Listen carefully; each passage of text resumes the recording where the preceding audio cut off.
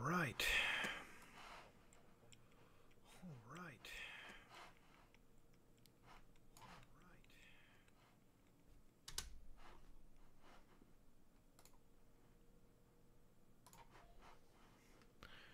Alright, go to the little creator dashboard nonsense here. It's always a fun time. What's up, buddy? Pog, someone writes. Pog Pogier. Ooh. Man, this thing is busted, motherfucker. God damn. Twitch, relax. Jesus. The drive-through line is long. Huh. Huh. Go to bed? I can't go to bed. I'm kind of fucking... I can't. I got my insomnia. I had a bit of sleep paralysis. I just want to play a fucking video game right now, dude. I kind of want to play some fucking good old FF7, dog. Not FF7, sorry. I just want to play some good old-fashioned FF14, you know? It Takes Two will be this weekend. It Takes Two again with Hugbees, so it's going to be a little bit. I'm looking tasty tonight, am I? Can I just say something about Twitch that I like more for streaming? Is that, like... I love the YouTube streams, man, but I don't know how streamers do it with super high view counts. Like I don't hit massive numbers or anything, but, like, sometimes it gets up to, like, 12,000 and shit, and it's almost impossible to fucking play. Because, like, you can't read chat at that point, but here I can read the chat. Is there a Some Ordinary Gamers Discord?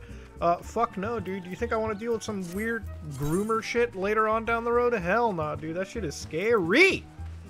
God damn. Motherfucker out here thinking that I want to screw myself over with. Nah. Thank you, Lil Bomber, for the prime subbers there. That's the thing, man. I don't know how YouTube... I don't know how people do it with, like, Twitch fucking... I don't know how people do it with, like, their fucking communities or whatever. Like, they have fucking... They have Discord servers, because 99% of the time I'm sitting there, it's always like, we just found this dude trying to fuck Kitten again.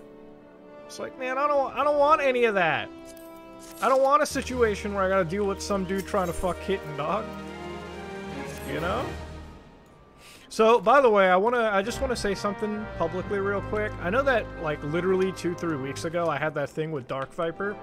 Can I just publicly state, for the record, that, like, not only is it over, but I actually have a lot of respect for Dark Viper after he communicated with me earlier tonight.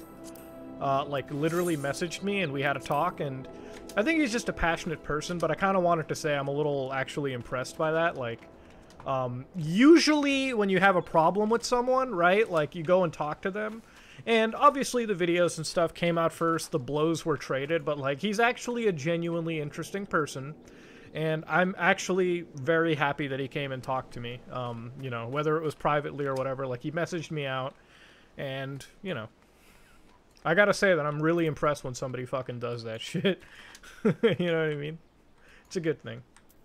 It's kind of odd, too, because, like, you know, I may not be, like, a huge watcher of his content. Like, I'll slap it on because I watch speedruns when I'm working anyways, but, like, you know. I always like it when these things come to a pretty respectable, like, end, so to speak. I don't think it's attention. I mean, like, you gotta understand, too, right? Like, I mean, I obviously, like, you know, I'm eating in that same court. And it happens, but, you know, I like it when it ends properly. I don't, like, here's the thing, I don't look into, like, the millions of, like, fucking subtext of everything. As long as something ends peacefully, it ends peacefully, so, it is what it is. I mean, at the end of the day, if you're not resolving your problems with, like, peace and shit, what the fuck are you doing, right? Like, that's sort of what it comes down to, you know what I mean? Sorry if the blotchiness looks a little out there. I'm actually redoing the stream setup. I don't know why I'm doing it, considering I'm moving from my house in a couple months. So, a lot of people have wondered why the fuck I'm in, like, this separate setup. This is actually my basement, because I'm selling this house right now. And, it's going through a scenario where, like, I have to stage my house upstairs. And, like, you have to empty your house pretty much, right? So you can sell it. And so I'm selling this place, and I'm moving to my house, hopefully, sometime around end of May. Like, May, I'm moving to my new place, which... Oh, man. I'll tell you what, like, I don't have, like, a fucking, you know, like relationship or anything of that sort, so it's gonna sound like really fucking weird. But to be real, like I have my support system, which is pretty much you guys. Like that's why I upload kind of videos, because it's, you know, everyone has a route to vent and forget about their daily struggles with. Dude, trying to get this fucking house was a daily struggle, man. It was a long fucking time coming. It's not even like the moving that's an issue, like somebody just said, like Pad First, you're like moving. Nah, dude, moving is not a problem. Buying a fucking house is a problem, dude. So like I bought this house for like fucking $600,000, which is already a fucking insane amount. So I'm selling it somewhere around the 1 to 1.1 million mark. The place that I got, which is obviously larger, dude, it's, I don't know, man. It is a fucking expensive goddamn place, but you know, homes are basically very intelligent investments. They only ever really go up, and if they drop and hit the bottom, they don't depreciate as hard as anybody would believe. So I ended up getting this place, and it was like fucking it's got to be like $1.4 million, which is a lot of fucking money. But when you're in the home market business, it happens a lot, dude. Like a fucking house where I live, it's only getting more expensive as time goes on. So it was really like fucking just, you know, work my ass off, take it up the asshole, and lead it out over here. But $500,000, you're getting like a fucking starter condo at this point over here, you know? I don't know if the Yakuza video is it's gonna come out, but I have like a video where I want to talk about the evil of Microsoft, because that's a little bit more important to me. So I'm like right now like sitting over there kind of cataloging Microsoft's fucked up history before they turned into the good guy they are right now. So it's an interesting thing. But honestly, before even the Yakuza video, I want to just do a Deus Ex review, because Deus Ex is really fucking good, you know? So I'm trying to work my way through a bunch of topics. I'd love to collaborate with Kit Boga, actually. I'd love to be like his Indian FBI agent over there, trying to like fuck people over in the counter. Damn, dude, 6 gift subs and we got like fucking a hype train built up and shit. God damn. Did I accidentally go live a while ago? I didn't accidentally go live. I don't think so. Gep is the best stealth gun? Absolutely, dude. It's so crazy how, like, when I covered Cyberpunk, there had to be, like, that one comment that was like, why are you comparing Cyberpunk to Deus Ex? Cyberpunk beats it in every way. The graphics are better. I'm like, dude, what the fuck? Dog.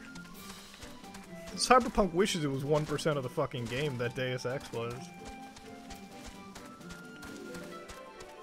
Yeah, I don't want to live too outside the city, though, is sort of the thing, right? Like, you have to understand, like, if you can get a house that's, like, closer to the city, it's a good investment, right? Like, you could live outside the city, sure, but it's not going to appreciate as hard as you want to expect, right? Like, that's sort of, if you can get the house that's appreciating, just do it.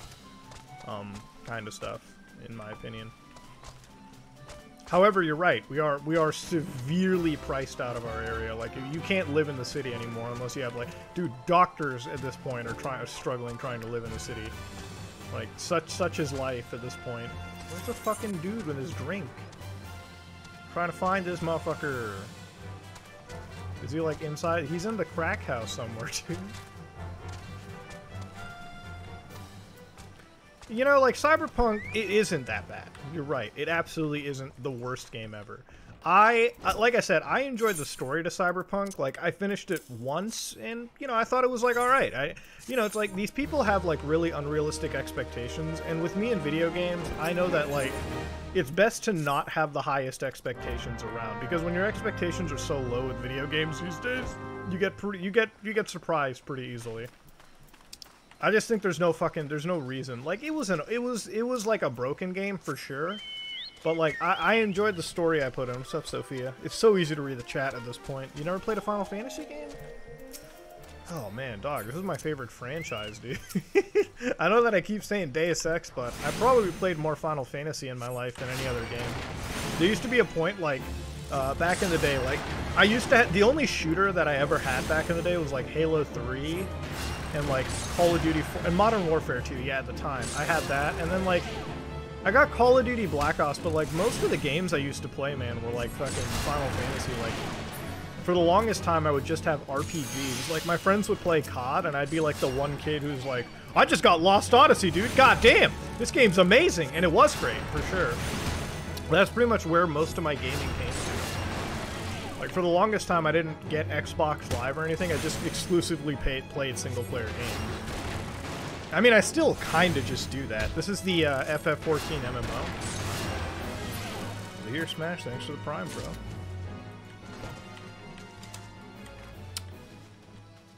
Oh, I can kiss you goodnight, Tentacles. Man, we already got like 400 viewers on this dead-ass channel. Thank you, guys. God damn. This game, dude, these MMOs are great. There used to be a period where I was playing MMOs pretty heavily. I mean, at that point, I had like 2 friends who were also into MMOs. So I was in this shit. I was in the MMO stuff. All right, the MMO grind was for real. And then the only reason I really stopped MMOs was like around the time when I got my like first career job. Because at that point, once you get your job, like people tell you, it's like you can just sort of like fuck off and have a lot of fun when you're like, you can't have fun with a job. You can't. Having a job. Like a proper, like, not a 9 to 5. Like a 9 to 5, but you can get called at any moment during the 9 to 5. You miss out on RPGs. Like, you just can't. Like, you can't do an RPG. Like, once you have a career and a good paying career and, like, life, you just can't sit down for hours on end doing this shit. And it kind of sucks, because I enjoyed playing MMOs for a while, but it's like, you end up paying a subscription fee. And it's funny too, because when you get a career, the subscription fee is so like it's such a small amount in comparison, right? Like you have a good paying job, the fucking subscription fee is what, $60 for 2 months? It's not a big deal, you know, when you have a well-paying job. But the problem is you can't use the sub fee because you're working your job. So that's the problem with these MMOs, man. I don't want to say like I don't even want to say like fucking unemployed people are the ones playing it because that's fucked up. But like, I feel like the only people that can really play with this game and have a career are the people that stream the game for their career, right? You know what I mean? Like, you have to be a fucking Asmongold to, like, be able to play WoW that much and, like, still live a pretty, you know, decent-paying life at that point, a well-paying life in his case. It's a hard thing to do. Like, nowadays, I don't even play multiplayer shooters like Siege much anymore. I don't get time to really game, so when I game, I play single-player stuff, man.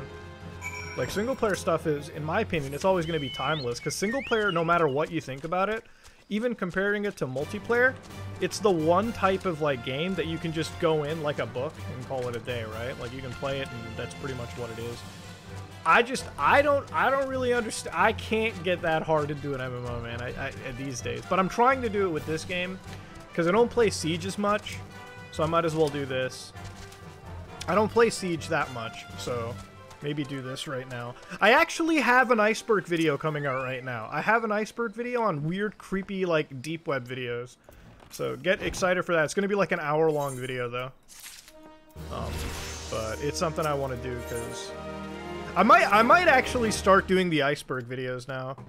I gotta say, though, like, considering the events of today, I gotta get really good at hiding names. I didn't expect the community, like, some, and not everyone, like, there's, like, 5 or 6 people that, like, go overboard with, like, harassment on, like, it's so fucking stupid. But I gotta be careful now going on, man. Like, after that, when I saw what happened with Charlie and everything, it pissed me off with that nonsense, dude. Like, nobody deserves it. It wasn't even like they were bad people, you know? Like, they were just people having a good time and enjoying their server. Like, even if it was a degenerate piece of shit that did something terrible, I wouldn't enjoy it. Like, I'd still tell people not to.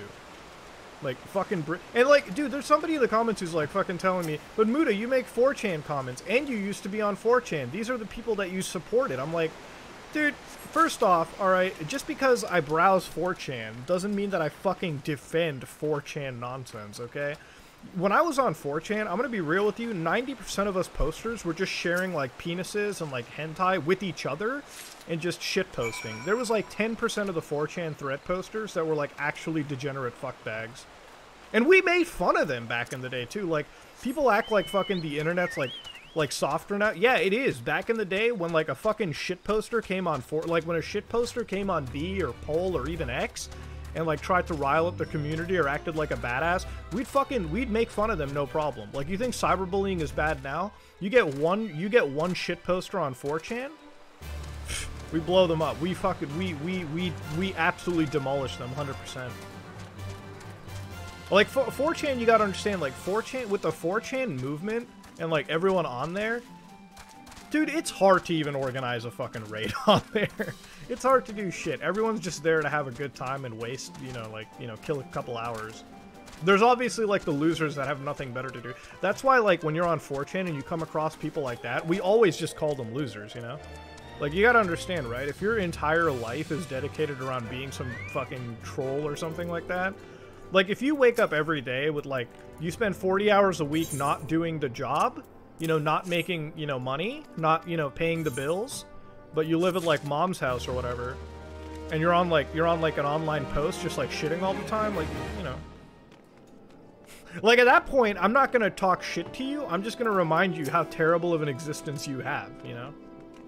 Like, at that point, I actually feel bad for you.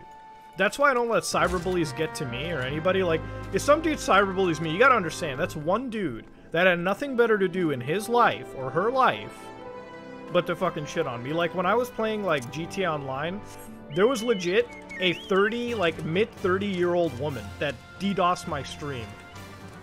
I saw a photo of this woman, okay? And I have to tell you right now, like, I'm not gonna make fun of physical appearances and shit. I'm not gonna do, because that's fucked up.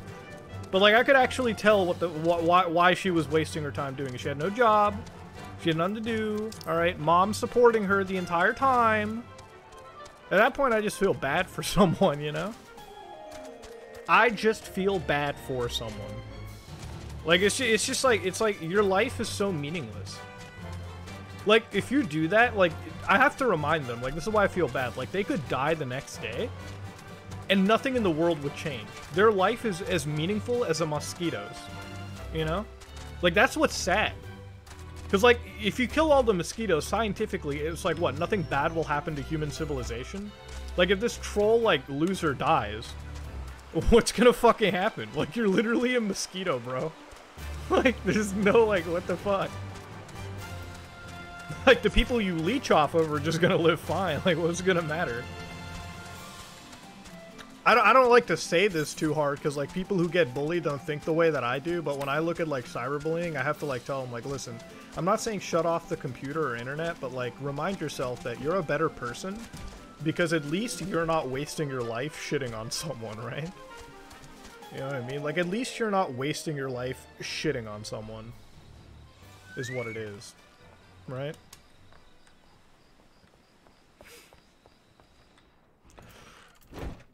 That's why I don't cover, like, a lot of the 3 a.m. stuff too much. There's nothing new in the 3 a.m. department, and honestly, the people that went out of their way to, like, really shit on the 3 a.m. stuff, like, there were some people who were like, NNA Productions needs to fucking, like, that guy's a degenerate fuckbag, and he needs, I'm like, dude, listen, he's sitting over there in a nice fucking apartment, making money, alright, probably fucking hot chicks every night, and he films Among Us shit, okay? Listen, it's cringe, but the guy's kind of living his best life, so maybe let's not fucking, you know what I mean? Like, the guy's definitely living his best life to an extent.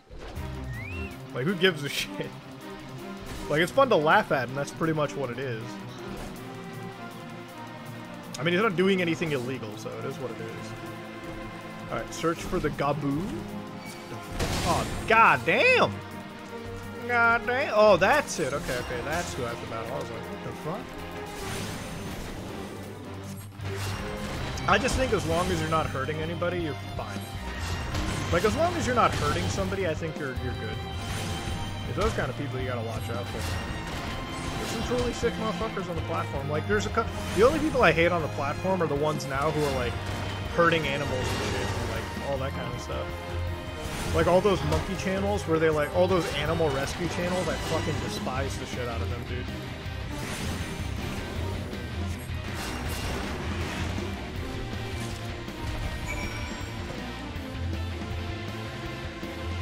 Max, you guys got to realize with somebody like Max, you just have to ignore his community.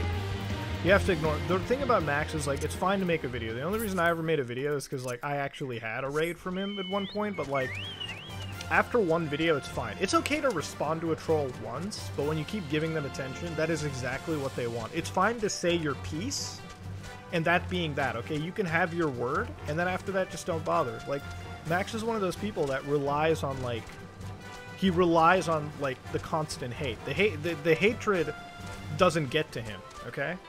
He just wants the interaction. The moment you don't give him interaction is the moment, like, the dude's gonna cry himself to sleep, so you just don't do it, you know? I mean, it was funny when, like, he called out Critical and, like, about the fucking bullshit that, like, Critical got something wrong, but then it was funny because Charlie's like, oh, wait, sorry, let me take that back. Let me just dumb it down. You said this other degenerate thing. Sorry, let's fix that up. Like, what? You know what, man? People make fun of Christine Chandler now, but, bro, she was a boss, man. Sonichu is cool. You know the problem with Christine Chandler? Like, we all kind of laughed at it because it was just cringe. But, like, there's people that took it too far. Like, I always considered it really weird when people started doing, like, relationships with him, right? Like, actual sexual relationships with him. Like, they would Skype fuck on the internet. And it's like, you know, at that point, I don't think Chris Chan is the one that's getting trolled. You're the actual person getting trolled. Like, Chris right now thinks he's getting Skype pussy. You're actually having sex with somebody on the internet for the express purpose to troll them. Like, that makes you the fucking loser, though, right? Like, am I not wrong? That makes them the loser. Like, what the fuck? And it's like, at the end of the day, what did Chris Chan really do at the end of the day? Like, fucking draw, like, some brain-dead looking Sonichu thing? Who cares? Like, I laugh at all of that old shit all the time. I laugh at that shit, dude. I don't care. Like, whatever. Like, I laugh at a lot of the Chris Chan shit. Like, when he was doing the Mirror's Edge run through a city and recorded it, I'm not gonna lie, I laughed my ass off. But, like, when you got, like, 6-month-long trolling operations where you're Skype fucking him the entire time, like, you're a fucking loser at that point, dude. Like, that's how you don't let trolls get to you. You have to remind them what they are, right? Like, I had one troll who was like, haha, you know, I'm not gonna let it get to me. I'm a fucking millionaire and shit. I'm like, wait, you're a fucking multi-millionaire? And you're wasting your time trolling? Like, alright, dog. I mean, I'm in the same boat as you, but I don't waste my time trolling, dog. I spend my money and have fun and, like, fucking chill out with my friends, dude. What the fuck? It's so goddamn stupid. Like, literally, it's like, it doesn't matter, dude. You chill on the internet and I'm like a fucking millionaire. I'm like, okay. I'm like, first off, weird flex, for sure. I've played Persona 5. I'm probably towards the end, didn't finish it yet. Like, first off, it's like weird fucking flex, okay? Like, it's cool, thank you. But like, okay, sure. I totally believe it, you know? Like, I totally believe that you're a multi-fucking millionaire and you're just sitting there trolling, you know, lol cows on the internet, dog. It's believable for sure. Like, I'll just lurk. I never go above and beyond, you know? The Call of Duty here, you know? Like, fucking bring it on.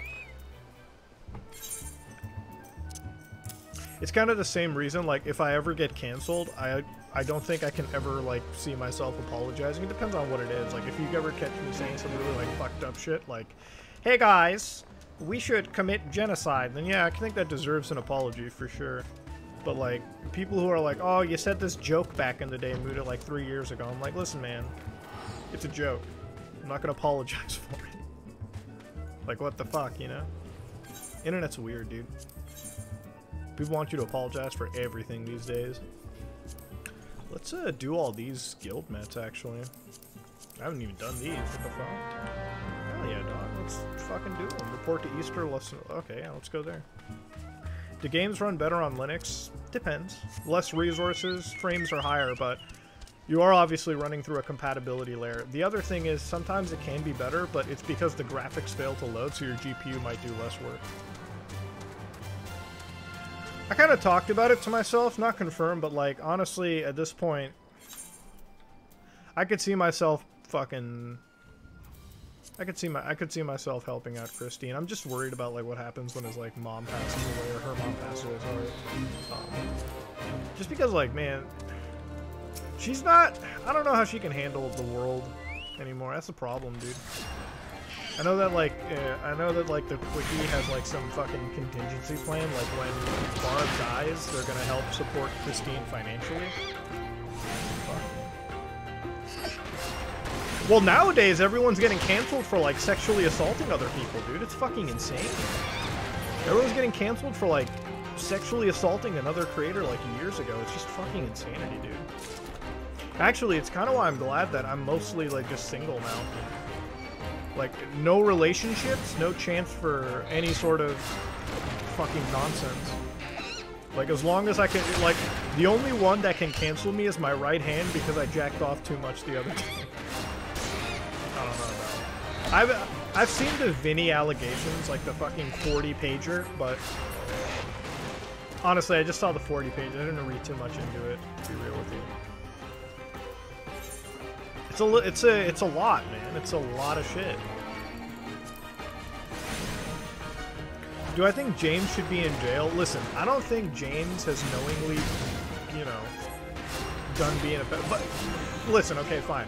When it came out that he had, like, 8 fucking, like, victims and shit, and some of them were really underage, and some of them had publicly facing profiles, I think James Charles should be fucking, like, demonetized, like, fucking suspended for a bit. Because, like, how is it that this like, why is it that he has to go on TikTok and YouTube and Twitter to find, like, dick?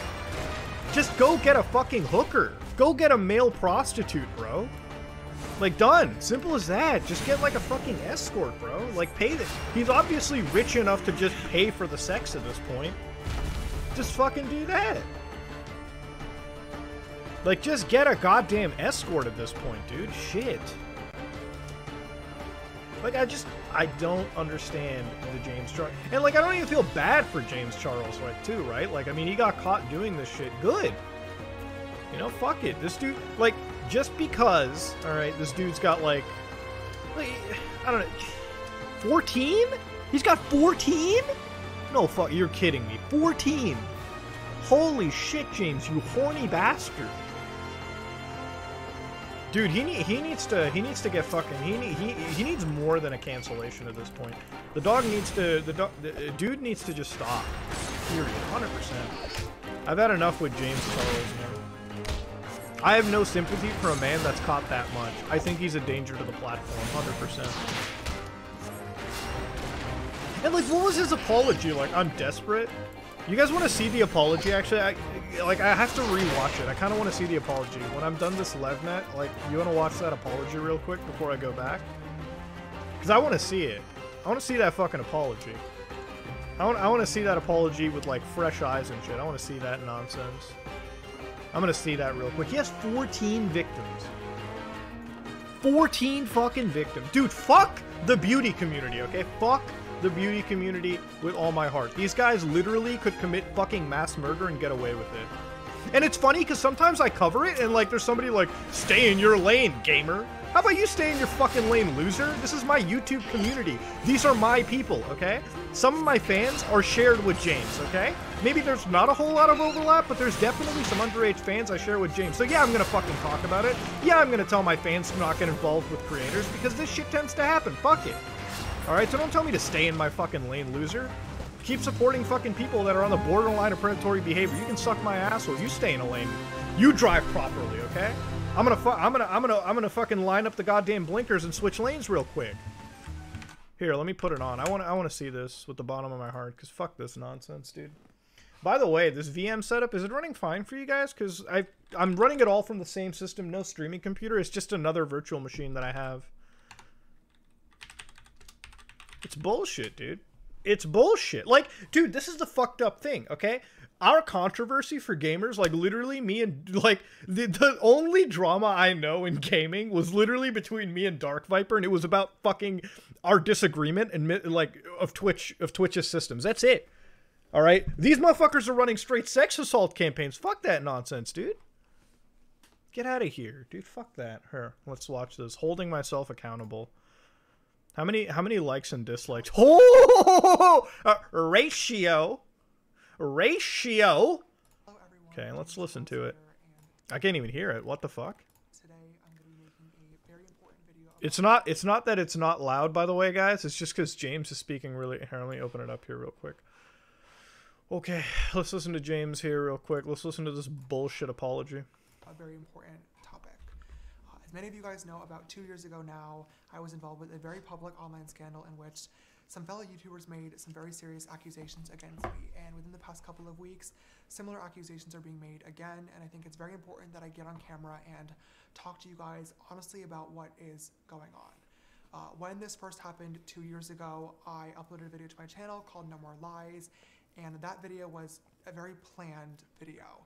It focused on receipts and screenshots and defending myself in the situation. Matt made an apology?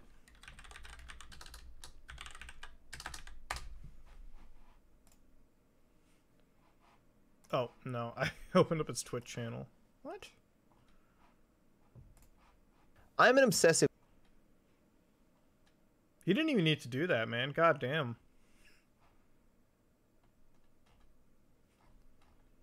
I'm gonna leave this for 1 second. I want to listen to this too. This is a five. Actually, fuck it. I'll listen to this one right now. This is an interesting character trait because it can sometimes be very beneficial and sometimes very destructive.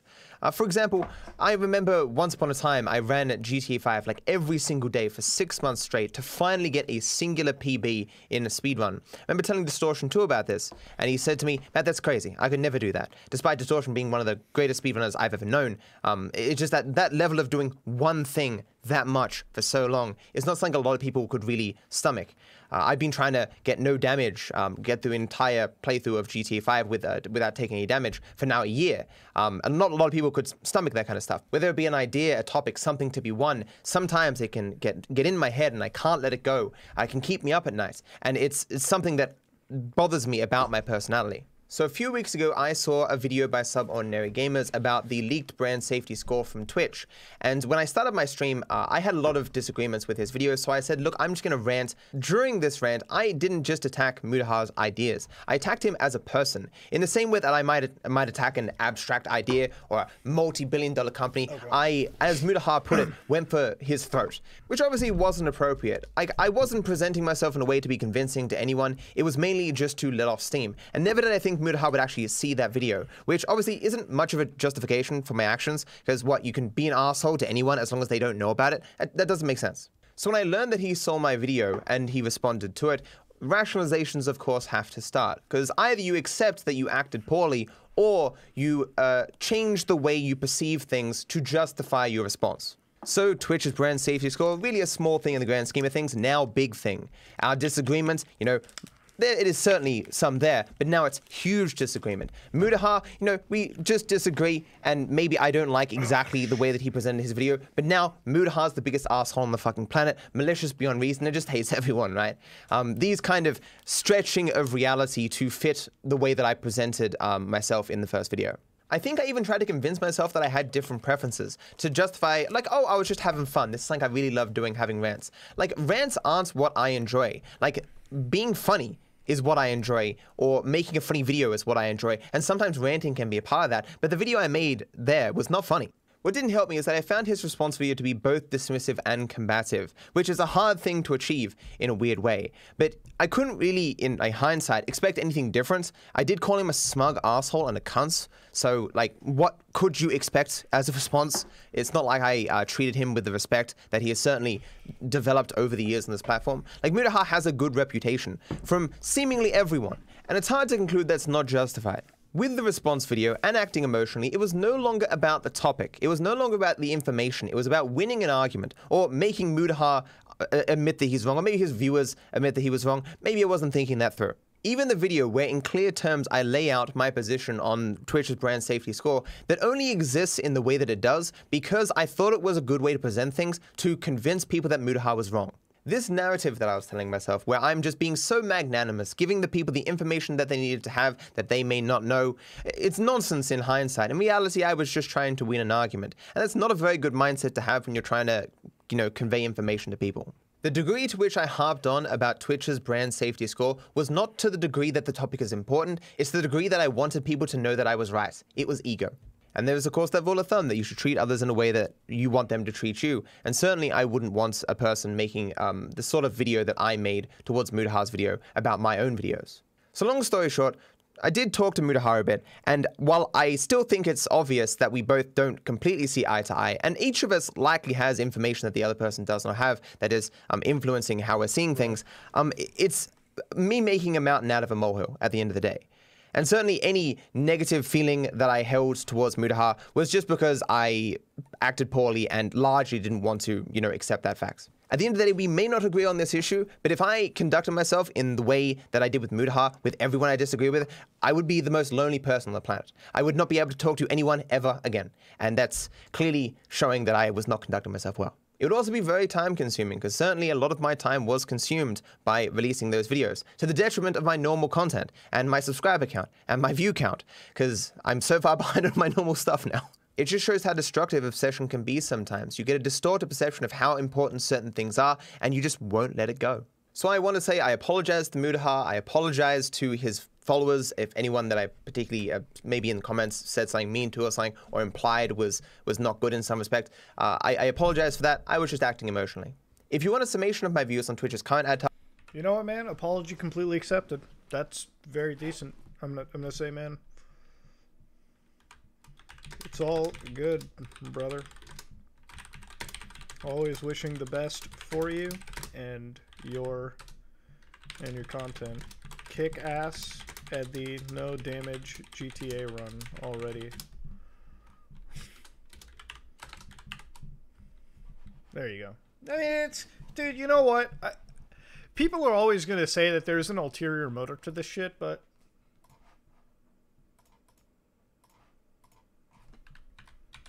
God damn it. I used the wrong your. Alright. You know, people are always going to say that, like, listen. People are always going to say that, like, fucking, there's an ulterior motive to it, but, like, I believe that apology. Like, at the end of the day, man, like, it happens, and, you know, I get where he's coming from, 100%. You gotta realize, right, like, fucking, he said it perfectly in there. I have information that I know, he has information that he knows. I looked at it from a code perspective. Obviously, this is like his platform. I'm not a fucking Twitch streamer primarily. That's why there's 437 people watching. Unless I started doing a fucking stream every day, that's the only way that I can grow the content even further, or the channel even more. And of course, when that happens, the chat's going to be impossible to read. Rubes is like, be thankful. So I gotta be real. I'm glad that, you know, it ended that way. It's fucking cool, dude. It doesn't matter, man. Like, at the end of the day, what me and him had was so fucking, like, it wasn't that big of a deal, you know? It wasn't the greatest big of a deal, right? But, you know, I think he's a good person. I think he's a good guy. I think, like, his content is good. And, like, you know, here's the thing, too. It's such a weird drama, because when it happened, it was, like, fucking, it was, like, he's a good, people really like him for a reason, people like me for a reason. So it's like, our fucking fans were confused. We had a lot of overlap, which was kind of like, it was interesting to see. So yeah, it's a fucking peaceful argument, dude. It is what it is. Like, did I treat it with a little bit of emotion? Obviously, yeah. I was a little bit of a fucking asshole as well in my response too, for sure. And like, but I mean, now it's pretty over, so it's cool. It's cool, man. It's fine. It is what it is. I mean, like, I hope the best for him. I want him to do the no damage GTA shit. It's gonna be fun, so. It's gonna be fun, you know? It's gonna be interesting seeing it. Whew. Anyways, though, let's watch this fucking James Charles bullshit. But I want you guys to know let's that watch a shit apology. Today No. is going to be nothing like No More Lies. This is not exactly planned. I don't have a script. I will let you guys know that I do have... That's such a fucking lie. I don't have a script? Come on. Dude's got a whole lighting setup going on. Dude's got the fucking camera ready to go. Come on. Come on. Like, what the fuck?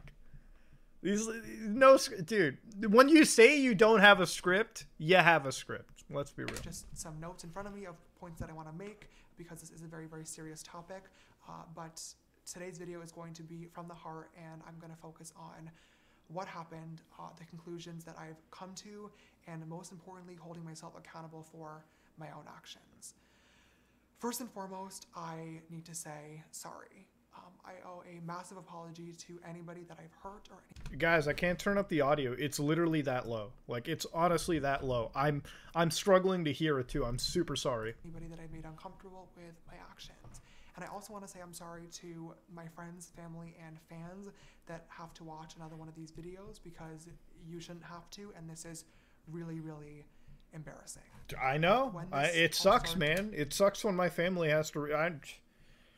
That's why you don't get involved with underage fucking people. You check online a IDs. few weeks ago, it sparked a large Can we just say for the record, if he was doing this with people over 18, I wouldn't have a problem. Would anybody in this chat have a problem if he was getting fucking freaky with people that were 18 and above? Who would actually have an issue? I wouldn't have an issue. If he wants to fuck fans that are over 18, like consensually, I wouldn't have an issue. What the fuck? That's stupid. I wouldn't have a problem. If he fucks legally, congrats. However, it's when he's under 18 that's the problem. You know? I wouldn't conversation, care. and many people have shared their thoughts and opinions, and I want to take some time to address He's 81. literally everything in today's video. But before doing that, I want to make it really, really clear that I fully understand my actions and how they are wrong. There's no excuse for them, and I don't plan on making any in this video either, and I hope that you will choose to watch it all the way through. Jesus Christ. Yeah, okay, we'll watch it. I just want to make a quick note as well that I'm filming this on the night of March 31st. It is currently 12:54 in the morning. I'm alone here in the studio, and I know that when I upload this tomorrow, it is going to be April Fool's Day, which is awful timing because this video and this topic is... Dog, does he have a fucking smile on right now? Wait a minute. Wait, what? Does he just have a smile? Am I like looking too deep into it? Like he kind of has a fucking smile for some reason. I don't get it. Like he's got a bit of a smile. I don't know how to feel about that. So I don't know if he smoked like a bowl before he started doing this, but like he's got a little, you know, like fucking smile going on. I don't know. This isn't a smiling topic, James. I don't know why. Like It's not sure. a joke in any way, shape, Cool. or form. And I don't Thank want you, anybody to Faith think that Breaker, it for is, the prime. But I also don't want to wait any longer to speak about this. I want you guys to know that this is very, very important to me, and I'm taking this very, very seriously. Are you really taking it that seriously? I'm sorry. When you got like what, 14 victims or something at this point, is it really that serious? Is it really that? Are you really taking it that seriously? If there's like 14 people, that's a hard doubt right there. That's a hard doubt. You think after what happened 2 years ago, he should have just not done it. Bro, if I was in his situation 2 years ago where I got canceled for that kind of shit, I'd literally only fuck 80-year-olds. I would fuck women who were like in retirement homes to get that far away from like, you know what I mean? Like at that point, if you'd ever gone through with it, you'd have to start fucking retirement home bitches. Because at that point, you can't get canceled. You're the younger person, right? Like, what the fuck, man? Who would do that?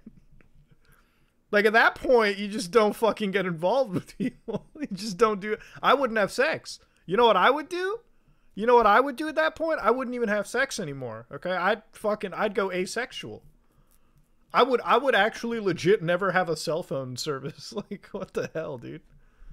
God. The last thing that I want to say before I just I don't know what the number is. I don't know if it's 14. I think it's 8. I don't know how it's 14. 14 is a little too much, I think. I think somebody's bullshitting me. It's got to be like 8. It's still too many. It's 8 too many. Have to listen to those if they don't want to. So I'm just letting you know right now. But with all that said, I think it's time that we talk. In case anybody isn't aware of what's going on, I gotta give him credit. At least he kept the comments unlocked. Like, I remember when fucking David Dobrik was like, let's talk.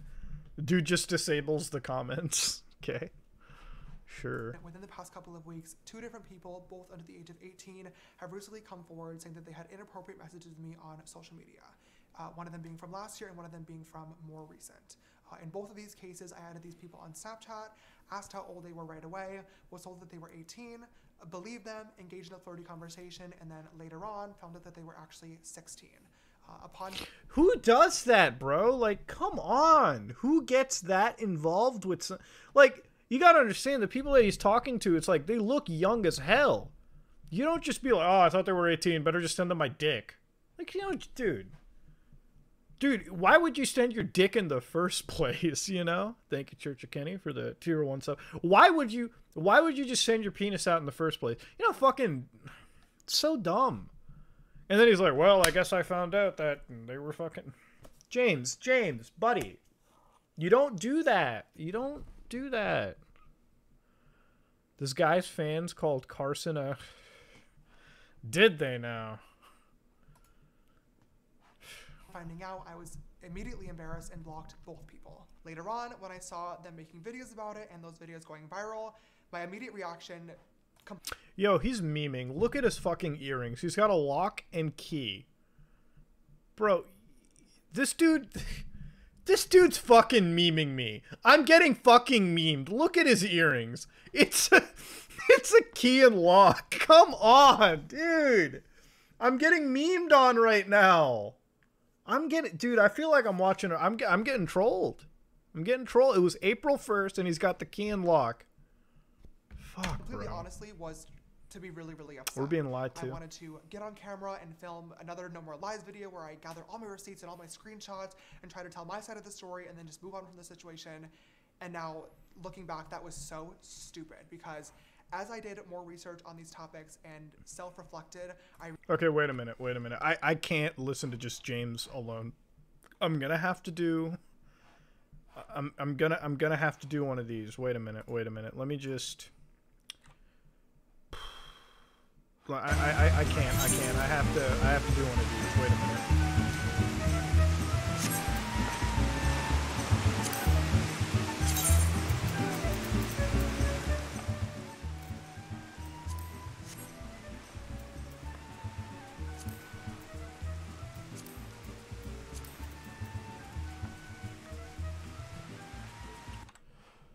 Wait a minute.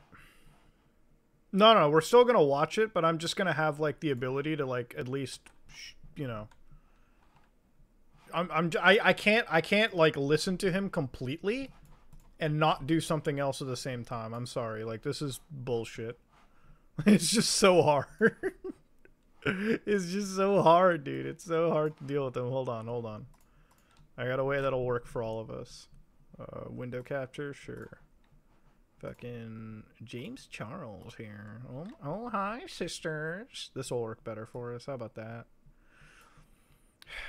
This is why I like Twitch, man. Like, I can have a chill stream, and, like, if this was YouTube, it'd be, like, unprofessional, right? You know what I mean? Like, here. This will work better for us. How about that? I realized that the receipts and the screenshots and the specific details of the interaction really don't matter because I fucked up. And I needed to take accountability for my actions and most importantly apologize to the people that were affected by them. These conversations should have never happened, point blank period. There's no excuse for it, there's no if, ands, or buts, and I take full responsibility for that. I trusted the information that was given to me rather than the information I could have and should have gotten myself. In both of these situations, doing research into these people's public social media profiles would have revealed their true ages, and therefore these conversations would have never happened. Dog, what? I'm pretty sure some of them just straight up said on their ages, 14, minor, do not interact. What? Wait, whoa, wait a second, what? That's kind of bullshit in my opinion. What is he talking about? He didn't, like, do the justice? Right? That's what you're supposed to do. How the fuck can you mess up, dude? Some of them had happy birthday posts in their actual thing. Like, if you go look at some of these people, they actually had, like, happy birthday posts. Like, legit full-on happy birthday posts. I don't know what this dude's on. This dude's out of his fucking mind. What is he on about? It doesn't matter. Just ask for ID before you interact with somebody like that. I mean, this doesn't need to be like a fucking FBI investigation. You're not filming making a murderer, bro. Like, just, this isn't a documentary. What's wrong with you? In the first place, but I didn't do the research. And that is what is so embarrassing. As an adult, it is my job and my responsibility to verify who I'm talking to, and therefore there is no one to blame for this other than myself. Okay, that's also bullshit. I'm sorry, okay? This is gonna sound kind of fucking weird to some people, but when you're on social media, all right, and you're crushing on somebody, all right, like, I've always noticed everyone will, like, do a fucking deep analysis of that person's Instagram page or, like, whatever social media.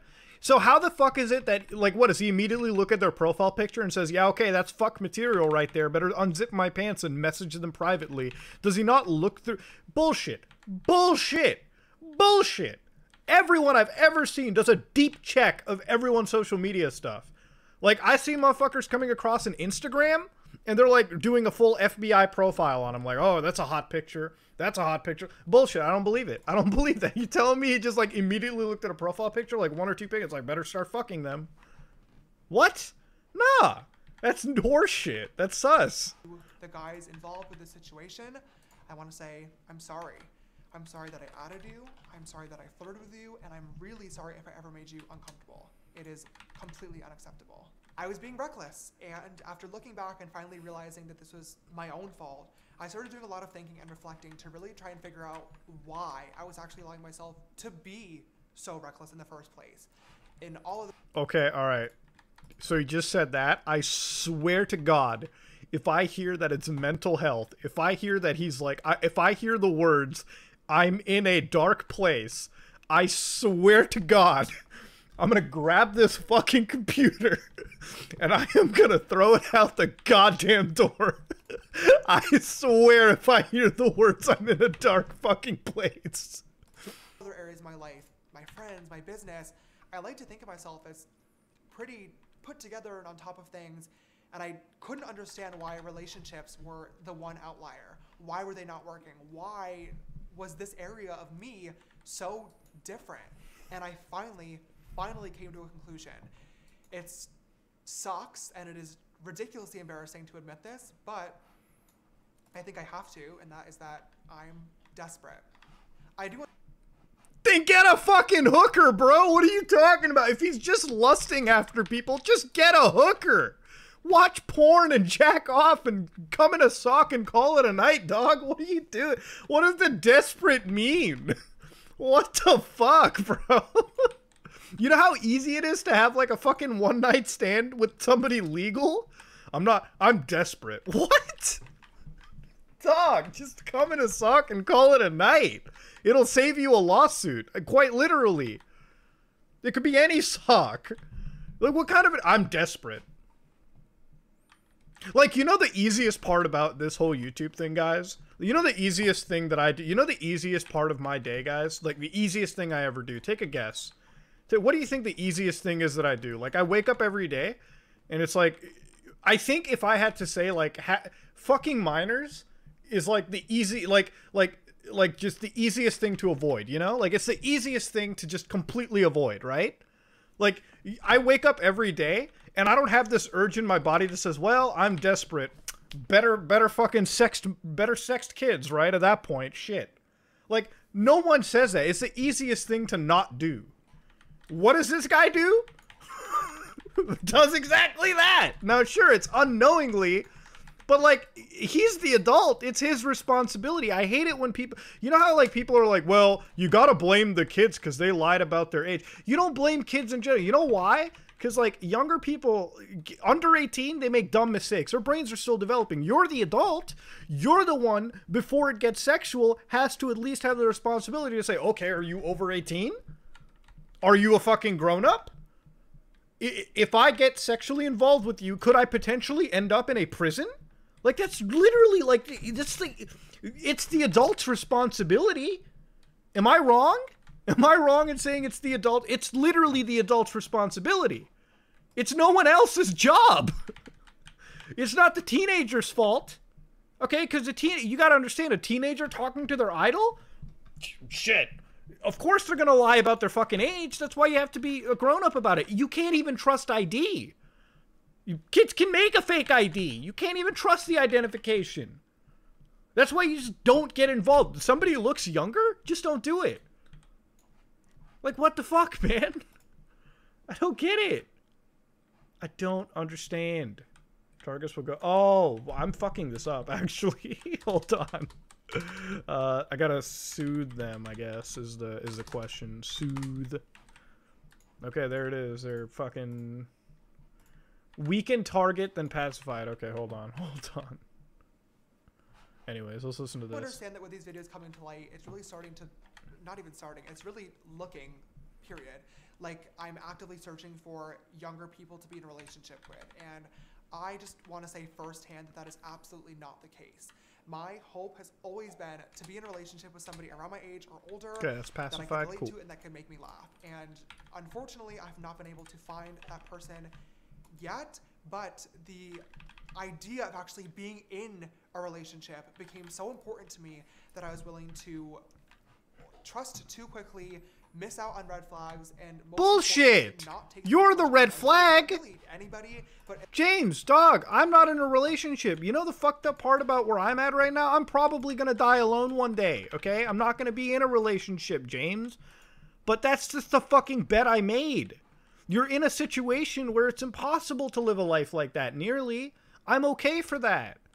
Alright? This is the problem. And if your relationship is so fucking important to you, then chase after somebody that's going to be of age. It's not difficult.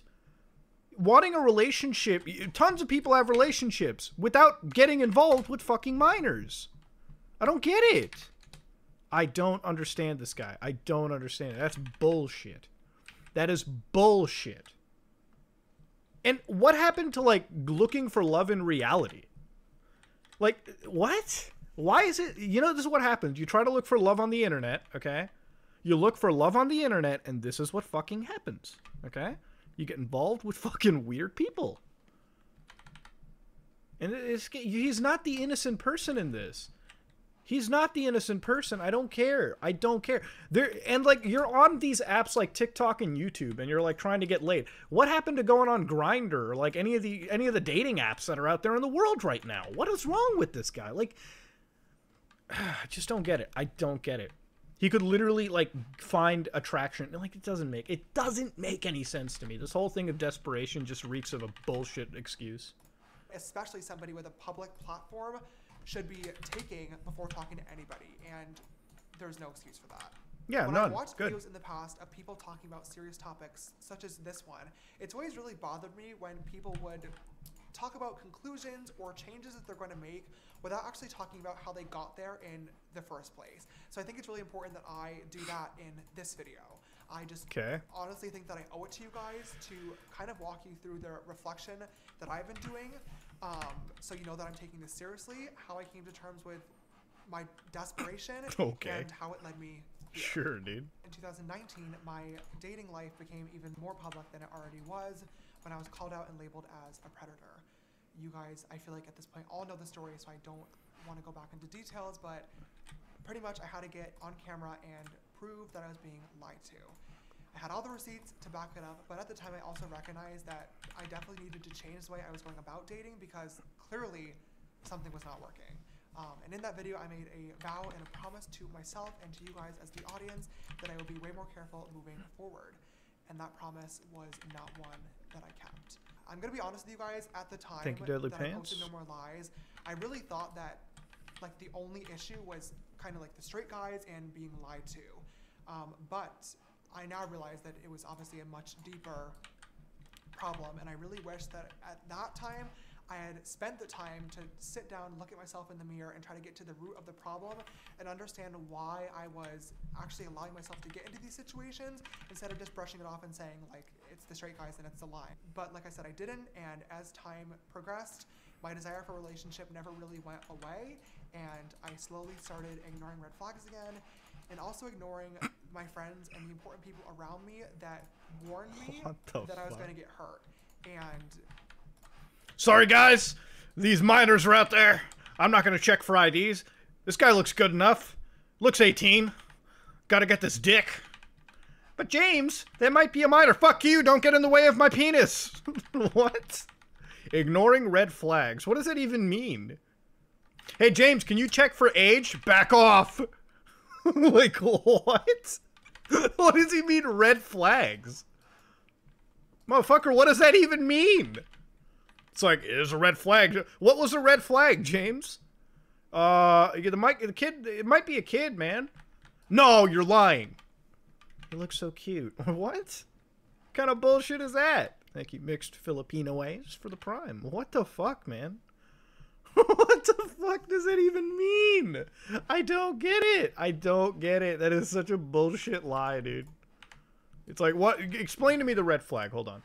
To them, I also feel like I really owe an apology because I should have listened, and I feel like if I did, we probably wouldn't be here today. Looking back now and just trying to do my best to piece this all together in my head, I think that my lack of experience when it came to dating growing up, and then all of a sudden having a lot of attention from different types of men, some for good reasons and some for bad reasons, really affected me in ways that I didn't quite understand. I honestly just thought that I had really, really bad luck and that I was being taken advantage of when that wasn't the case at all. And Damn. I had the mentality that I could reach out to literally anybody and use my Explore page and For You page as a dating app, and eventually I would just happen. So that wasn't the red flag? That alone wasn't the red flag to you. When your brain comprehended, yeah, let me use my TikTok, where a lot of young people are on, by the way. Let me use my TikTok social media account as a dating app. Well, last time I checked the Apple Store page for TikTok, TikTok wasn't saying, hey guys, here's how you get pussy. Huh. What? Dude, you could have used any other app. Why did it have to be TikTok? I don't get it. I just don't get it. Find the right person, but you're not gonna, dog. You're not gonna. Wait, no. I'm sorry. I gotta cut him off. You can't find the right person on TikTok, or you're not gonna do it. There's no love gonna be bloomed off TikTok. All right, unless you're like, stop it. How dating works, literally at all. It's gross. It's weird, and it's desperation. I just really thought it was important to share my thought process and the conversations that I've been having with myself and professionals behind the scenes in order to help myself fully understand the situation so I could properly hold myself accountable for how I got here in the first place. When these videos started to come to light, power imbalance became a really large topic of conversation on social media, and rightfully so. In 2019, when I had my whole situation, I was accused of abusing my fame, money, and power to get... Okay, can I say something about power imbalances real quick? I feel like power imbalances, I understand the point of it, where people say like, okay, fine, this person clearly has like they have the larger presence on social media, they have more money, so clearly these people have like the ability. Like, I understand that aspect, okay? Don't think that I'm like, don't think that I don't understand it. I also feel that like when you keep mentioning this power imbalance, I almost feel like in a lot of ways it almost takes away like how is it that some can we agree that if two people meet on the internet, okay, one of my girlfriends was met through my Twitter account. We had a great relationship. When you find two people that can look past your social media accounts, your financial situations, everything, and have an actual normal healthy, proper relationship, can we agree that that's not power imbalance? Like, that's just like, that's how a relationship is appropriately formed? Is that, like, when I think of the power imbalance, it's like, unless you're getting off to it or like something of that sort, or you find like, where I think it's wrong, okay, where I think it's fucked up, and this is my belief, is if you come across a fan that won't stop being a fan. Thank you, Levitt Sinister and Pops for the Prime. When you come across somebody that won't stop being a fan, okay, that means they always talk about you. They're your super fan.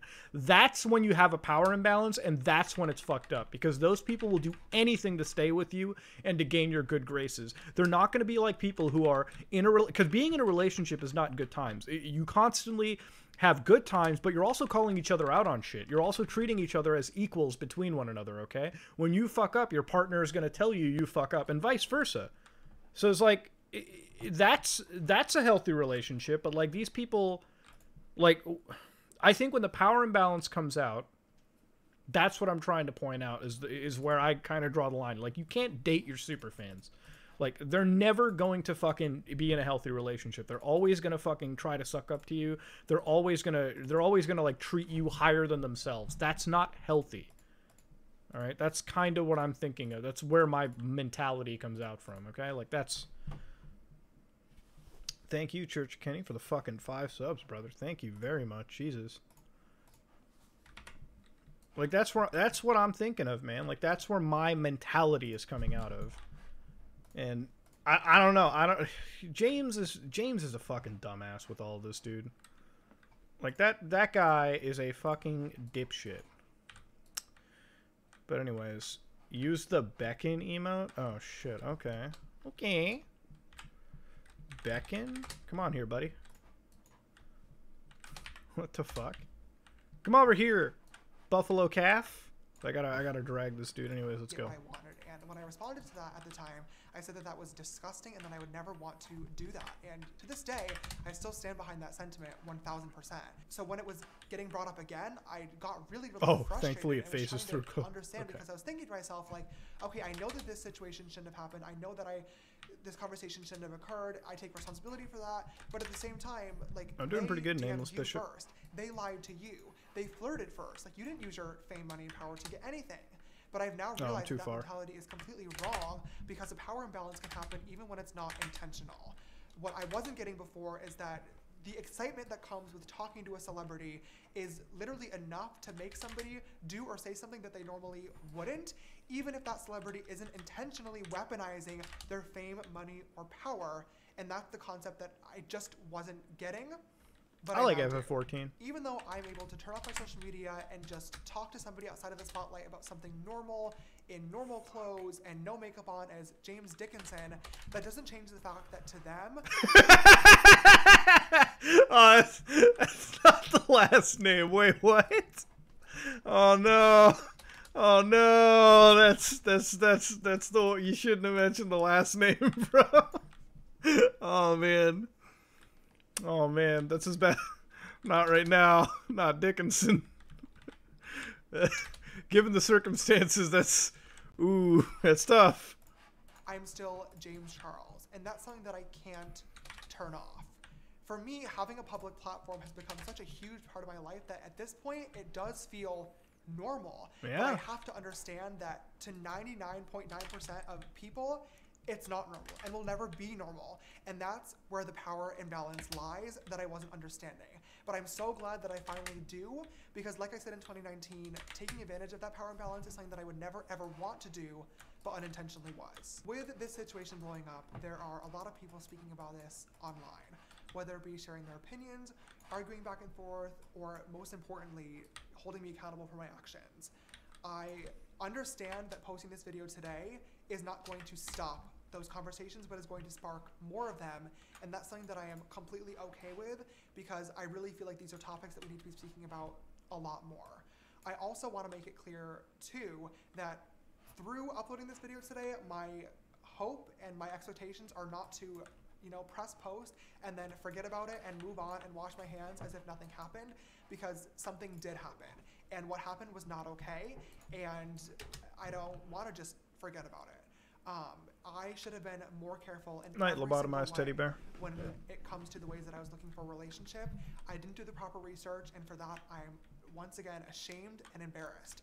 I can't take it back as much as I wish that I could, but I'm really, really glad that I now fully Oh shit, that thing is getting understand the fucking situation, destroyed. so I'm Damn able it. to do better in the future, and I really hope to show that to you guys. I'm a firm believer that when scandals or situations like this happen, you can get on camera and upload an apology video where you say sorry a million times all day long, but the only way to actually show and prove that you are sorry is through action and change, and I'm going to change. This whole situation has been so embarrassing. Sure, buddy. I'm ashamed, but like I said, I hope he does. Fully understand what went on, and I'm making a promise to all of you right now on camera that I will be way more careful moving forward with every single person that I speak to. My For You page and Explore page are not dating apps, and I will stop treating them as if they are. I also have already started asking for I don't know how to do this one. Fuck it. every single guy that has either reached out or that I was speaking to, and will continue doing so for the rest of time. I now understand the root of the problem. I understand how and why. Oh, it's because it's the wrong. I'm a fucking idiot, dude. To get into this situation. I'm a dipshit. I'm gonna abandon that one. And should have been easily avoided, and I also understand that I need to be aware of my platform at all times. I didn't understand how a situation like this could affect the people involved, but now I do. And for that, to the victims, I am so, so sorry. And I promise that something like this will never, ever happen again. I also feel like I owe an apology to my friends, family, team members, and also fans that had to watch this all go down again. To all of you guys, I once again wish that I had listened earlier on. You guys saw this and I didn't, and I'm really, really sorry for not taking that seriously and not being a better person and a better role model like I promised that I would be. I'm going to be taking some time away to reflect and further educate myself on these topics. I'm going to take some time away so that everyone can forget this a month or two down the roads, and then I won't start getting a shit ton of dislikes on my videos. I wish people were just honest about it. You don't have to quit your channel because of this. You don't have to quit anything. Just... You don't have to do that. You don't have to. What? There's people who are just honest about that, man. Taking some time away to learn. Here's the lesson you need to learn. Don't interact with minors. There you go. It's not really a fucking... There you go, man. That's the lesson you need. That's the lesson, right? Like, last I heard, that's the only lesson you need. What's there to learn? Like, I'm trying to figure out what's there to truly learn about this scenario. You know? I'm just wondering, like, the fucking logic here. Like, what's there to truly learn? It's like the easiest thing in the world. Just don't interact with minors. I think at this point it's really important that I do so I'm able to follow through with my word and prove to you guys that I will be a better person. Speaking of YouTuber apologies, let me see what's up with Minilad lately. Is he doing anything? Oh man, he hasn't uploaded since the apology. God damn. Let me see. Hey guys. Ooh, this man's apology sitting pretty right now. Look at that. Look at that. That is a bad ratio right there, Chief. It's a little bad. This video has been a long time coming. I love this one. And this is something that I've been wanting to talk about for context, Minilad, Craig straight up admitted, like, yeah, I was messaging minors inappropriately. On his Twitter, by the way. Don't just say it. You know, I'm not pulling a Shenmue on you. This dude just straight did it. This dude was on Twitter, so yeah, I made a fuck up mistake. For a while, but 2020 has been an awful year for everybody, and I want to... Not for me? Want to know why, Craig? Because I wasn't interacting with the minors. What the fuck, dude? These guys are like, dude, a bad year. Okay, all right. Let's not equate my fucking lockdown to that. I think most of our years weren't that bad, right? You know what I mean? 2020, like, you know, yeah, it sucked. It sucked way less than what you're describing. Go into next year knowing that I have said my piece. I've told you guys exactly what's going on. As my fans, you guys deserve to know what's going on. And I hope this video helps you understand everything better. And I want to apologize for the things that I've done. I'll try and make this video as short as I can so I don't keep you guys here too long. I don't want this video to be excused as an excuse or victimizing myself or anything like that. I just want to give... Good. You're not a victim. You can kill that fucking part of your brain that tells you you are right the fuck there. You guys, my thoughts. This is no more PR teams, no more anything like that. For full context, I don't believe this at all. You're telling me with all these allegations, you uploaded a video to your primary YouTube channel and didn't have a lawyer review this? Huh. Somehow, I just don't believe this bullshit, you know? I don't really believe it. Part of me thinks I'm being bullshitted. Anyways, let's go. This is just Craig. This isn't Minilad. This is Craig talking. And I want to be as transparent as possible. But I wanted to explain through exactly what happened, the reason why I did it, and go from there. There was 2 people involved in this situation. Those names were Hallie and Ash.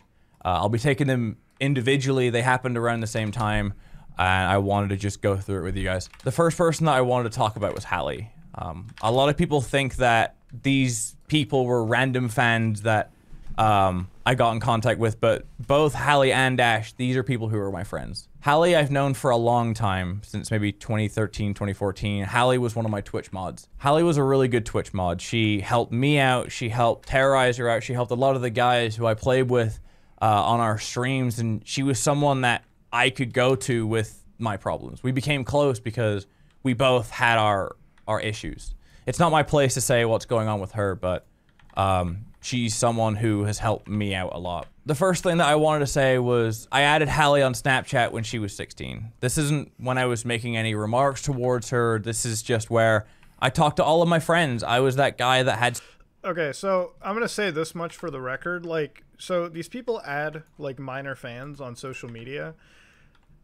I've seen a lot of people say that that's red flags, and I just want to say for the record, like, I have spoken to, obviously, some of my fans, like, when they've had issues and everything, right? Like, there's some of my fans that come and interact with me that are obviously underage, and they ask, like, serious things. Like, I've had one fan talk about, like, the death of their relative, and, like, people are like, what should I do with college and everything? Like, before anybody says that it's all bad, there's, like, I think it's a, like, for me, I've always interacted with fans in that manner and talked to them like, okay, yeah, you know, like, there have been fans who are like, Mood, I want to do cybersecurity, right? And I walk them through them. I'm like, all right, you know, that's a good career path to have, right? Like, that's, I don't think that DMing and adding fans is wrong. It's just when it gets sexual and it gets to that point, that's obviously when it goes wrong, right? Like, and that's sort of a thing with this kind of a social media platform, right? You can communicate with your fans in a much, like, people, it's so easy to interact with the online creators that you follow too, but it's still up to the responsibility of the creator to keep it on the level and keep it responsible, right? Anyway, so let's get back to it. Streaks, and I wanted to make sure that our streaks were good, because back in 2015, that's kind of what people did. That's really fucking cringe, by the way. I don't give a fuck what my Snapchat streak says. I will break them streaks if I have to. I hate Snapchat. It's a fucking brain-dead app. It wasn't until 2016, when she was 17, that I first started to flirt with her. I was... Why? Why? You knew the fucking age. Come on, Craig. You're a good-looking guy. You can find someone. What the fuck? What the fuck, man? It's like, God, I don't know. I don't know anymore. Just, god damn.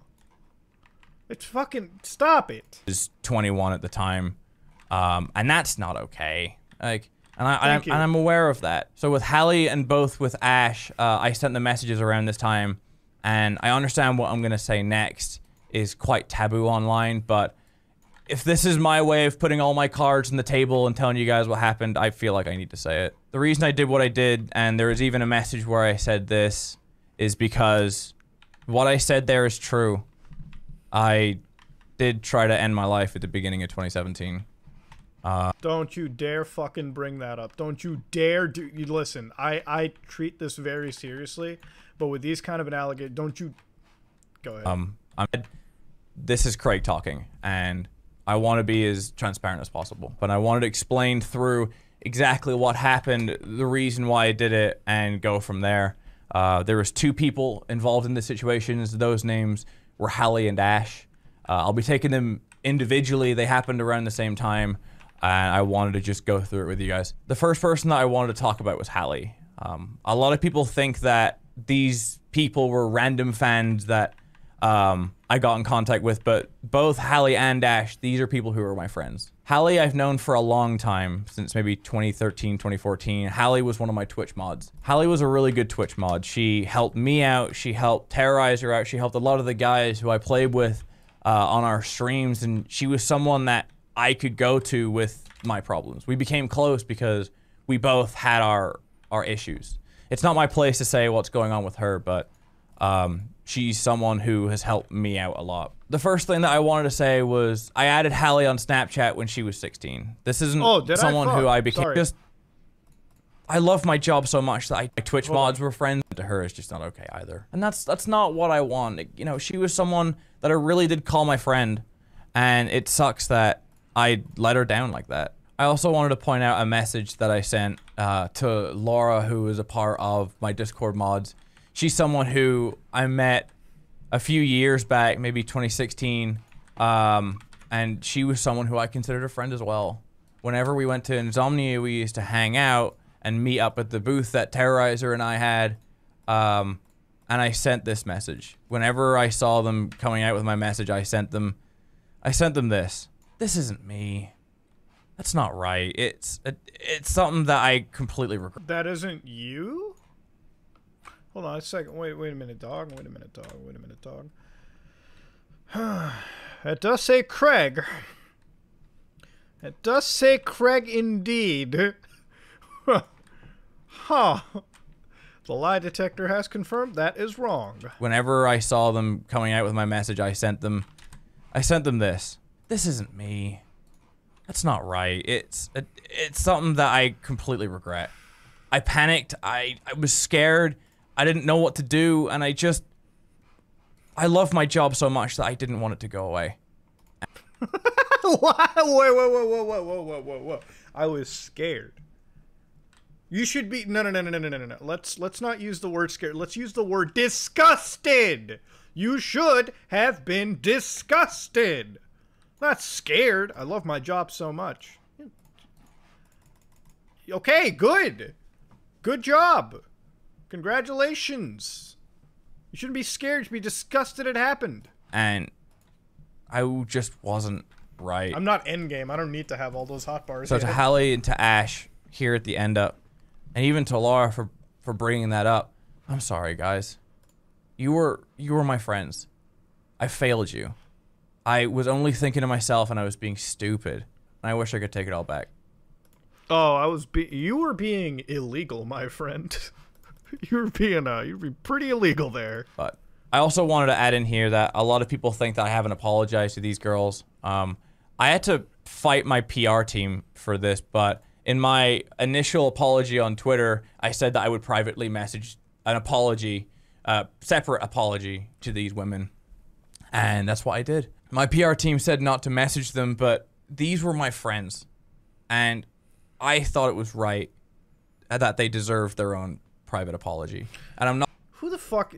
Man, imagine hiring a PR team and the PR team's like, so what kind of a bad image problem do you have? Yeah, listen, I was messaging minors. Is that how you explain it to the PR team? When you hire the PR team, do you have to tell them, yeah, that's the problem. I'm just caught messaging kids sexually. Now what it's it happens. Like, what? Okay. Not going to show the apology. I'm going to blur it out, but I want to show that it's there. It wouldn't be a private apology if I told you guys what was in it. So I hope you can understand the privacy in that matter. I have no ill will against you guys. I want you guys to go out there and I want you to prosper and I want you to live up the exact life that you want to live. I want you to be happy. If there's one thing I've learned over this last 6 months is I care about the happiness of my friends. I realize that I let you down and I hope that life is good to you from here on out. So my final thought is just to wrap up what I've been doing the last 6 months and why it's taken me so long. Well, the reason why it's taken me so long to make this video is I was scared. Pretty early on, I wasn't okay. That's the reason why I went back to Northern Ireland, not to flee charges, but... Yeah, man. Yeah, I believe in it. Why wouldn't I? Huh. Wait a minute.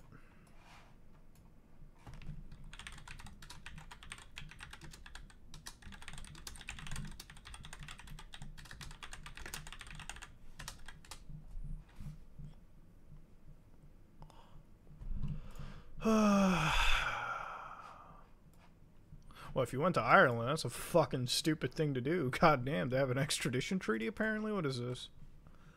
Bilateral U.S. Oh yeah, that's not gonna work. Just to go back with my family. YouTube is my life. I've been doing it full time for 7-8 years now. I've been, the Maylad channel is 10 years old next year and it's all I know. It's what I love. It's my passion. It's what I wake up every day and I love to do. And I realized over the last even few years that I just haven't put the love and attention into it than, what I want. I want it to be like a portfolio of the cool things that I've done, and I want to rekindle myself. I want to. What's the portfolio here? Oh yeah, that's try not to laugh challenge, kids. That's a portfolio banger right there. Let's see what you've done on the mini.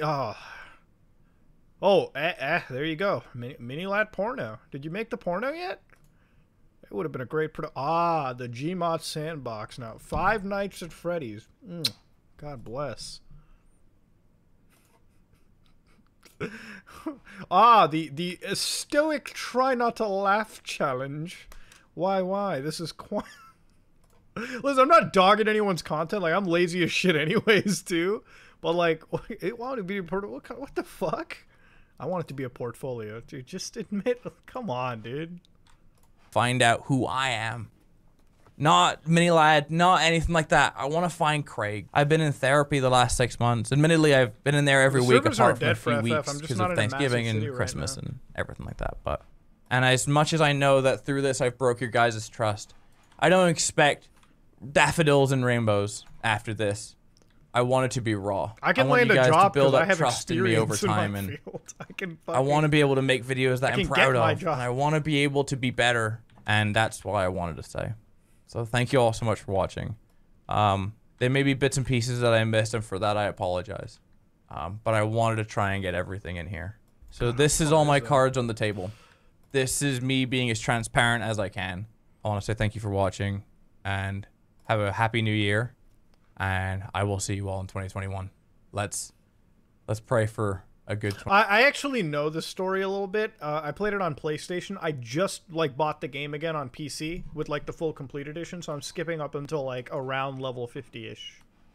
So I know this, so don't think I'm skipping this for the sake of it. I have played enough of this on like console and everything, and this is like a different character, so I know a fair bit of the story. When I need to know the story, I'll stop doing main stuff and just do side shit, because that's pretty much what it comes down to.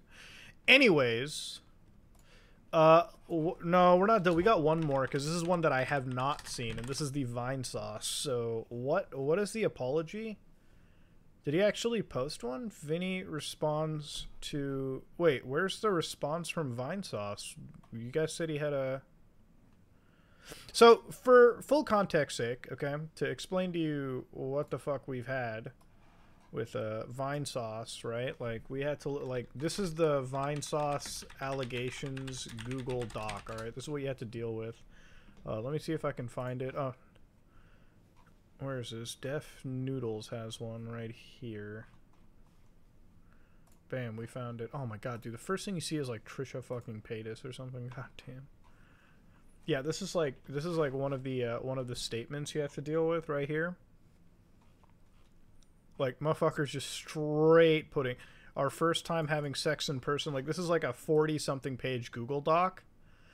Have I read through it? Not that much, but people have posted his apology video, so I'm gonna open it up. I want to see this. I'm not gonna read a fucking 43-page one, but I wanna read this real quick.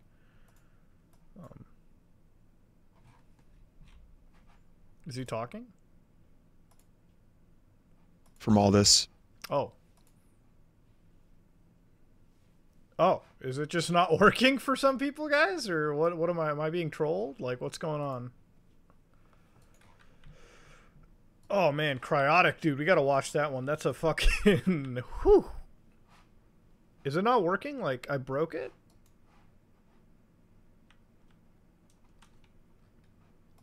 I don't hear him in this, so I don't understand. Like, let me...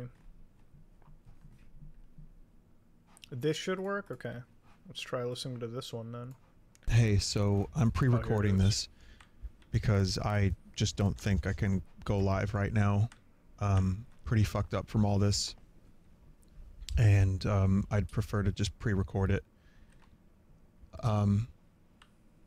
I want to apologize to anyone who's been like upset or confused over the past couple days while I was trying to figure out how to approach this.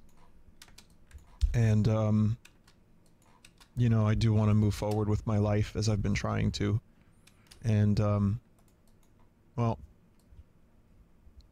basically what's going on is a person or a group of people posted a document that I feel does misrepresent me, my private life, my personality, and I'm not really sure why they would post it other than to just hurt me or damage my career and just me.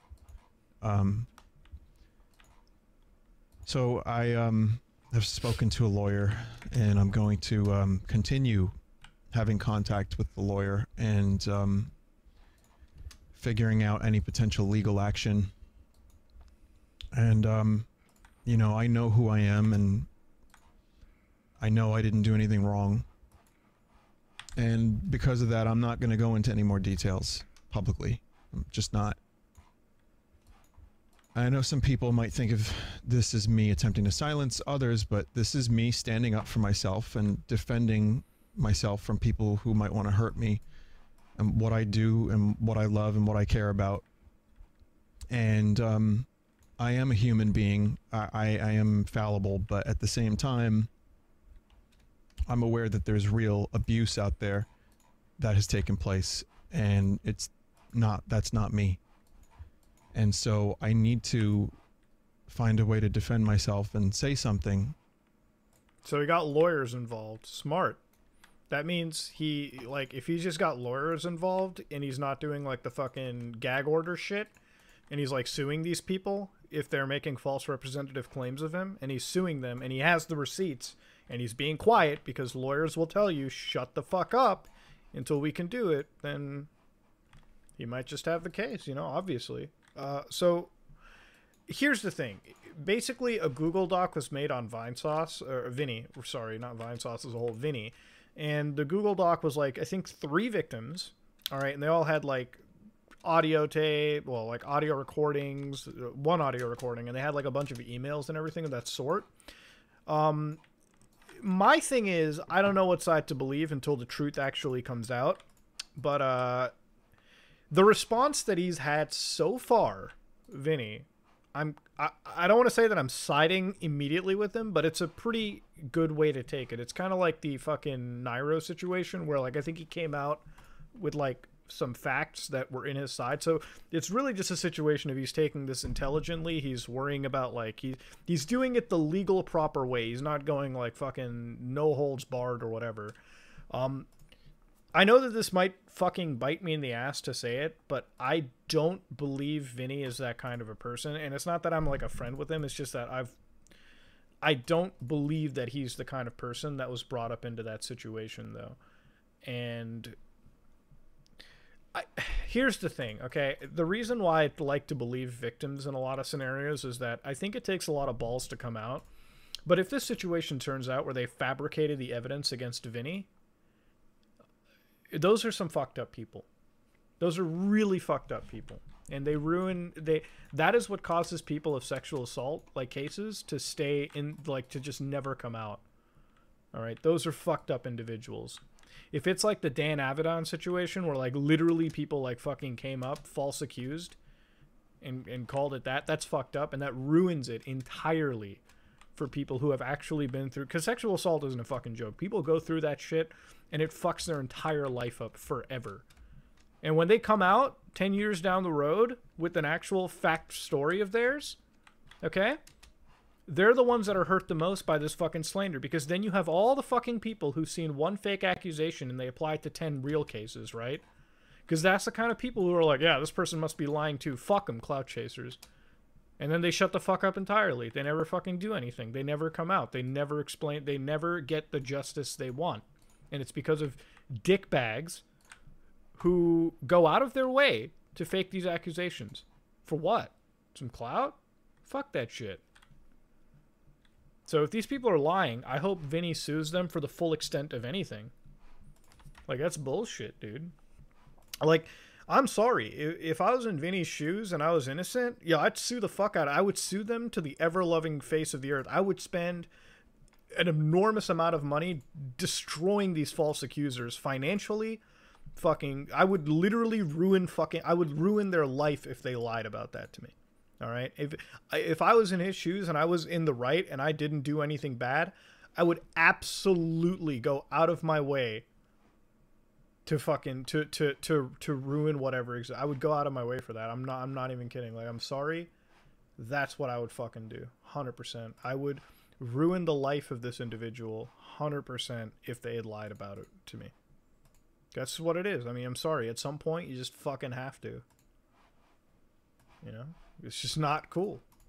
Because at that point, I'm not fighting for myself. I'm fighting for the people that have to go through the sick fucking shit. People who have to go through the unfortunate realities of being sexually assaulted and their cases never being heard. You know how fucked up that is? I've actually dealt with people that have, you know, like, I've met with close friends, all right, who, like, women who have come out to me and told me about these stories. And, like, they will literally tell you that, like, you know, they'll explain it to you and they never want any attention. They need to tell somebody in the period. They need to tell family or close friends. And it's like, because of people lying, they can't, like, it's hard for them to even come out in front of their family. Like, it's a thing that, like, people feel a lot of shame for when they really shouldn't fucking feel shame for. You know what I mean? Like, if you've been assaulted, you're not the person that should feel bad. The person who should feel bad is the person who's assaulted you, period. But that's just not the fucking situation we live in. That's not the world we live in. You know, you live in a world where, like, if somebody gets assaulted on, like, it could even, like, a guy gets assaulted, people, like, you know, they don't treat that seriously, and a girl gets assaulted, they don't fucking want to, like, people don't believe them instantly because of the shit that because of this kind of shit. So, you know, there's no winning in these situations. There's nothing you can do really in this point. So fuck these kind of people, man. Fuck them. Anyways, let's do this quest. Oh, that's why I like playing a healer, because then I can just like immediately jump into shit like this. Again, I want to move forward from this, and I don't, and it's hard. By the way, thanks for the It's almost hard 600 to, people we have watching, man. This means a lot. You know, I'm sorry if this got In the anyone middle of else the night fucked and up, shit. because that's not at all what I wanted out of my streams, and just me as a person. So, you know, it sucks. And what I would say is, please do not harass or antagonize any other community members, please, or anyone who's made a statement or anything like that. What does that get you? What does that gain? It's really not something that anyone should do. It's not worth it. And it's best just to leave people alone and not hurt anyone going forward. The situation is rough, and I don't know if I'll be able to stream for a little while. I need some time.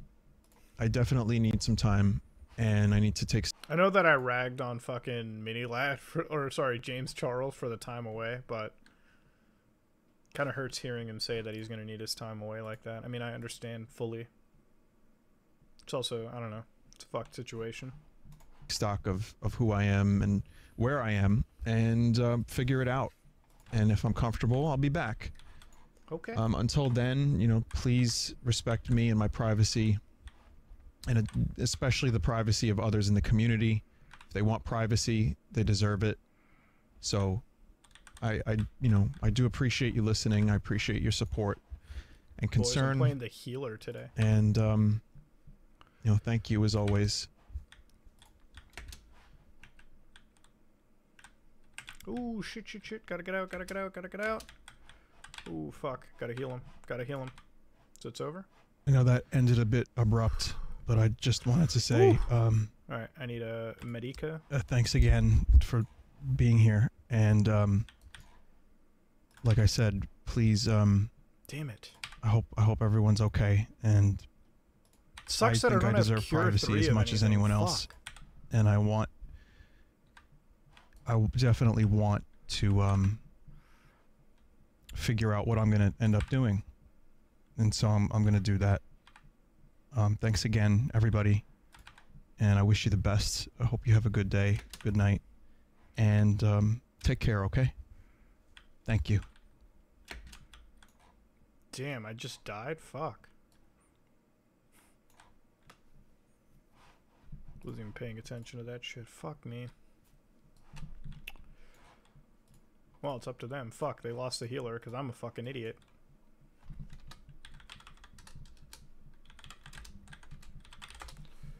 Fuck.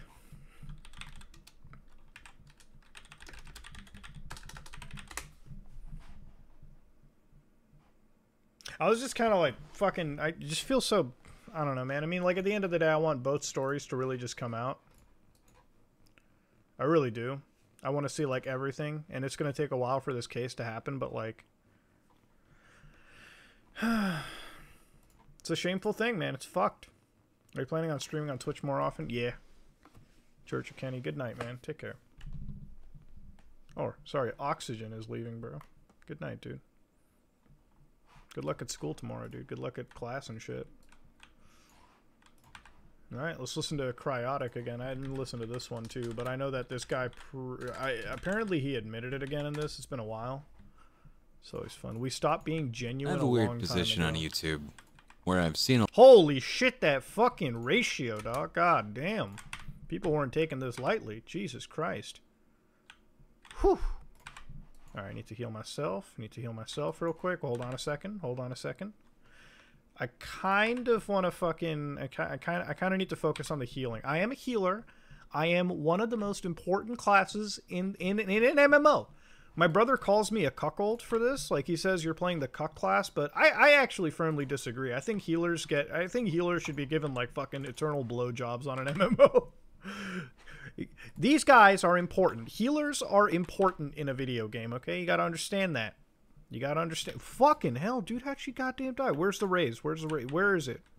Oh, did they fall off? Fuck! No, they fell off, son of a bitch. No. Okay. No. Heal, damn it. Thank you. Fuck me. Did she... What the fuck? No! Goddamn, let me get out. Free me, I'm your healer. Son of a bitch. Yes, okay. Gotta heal. I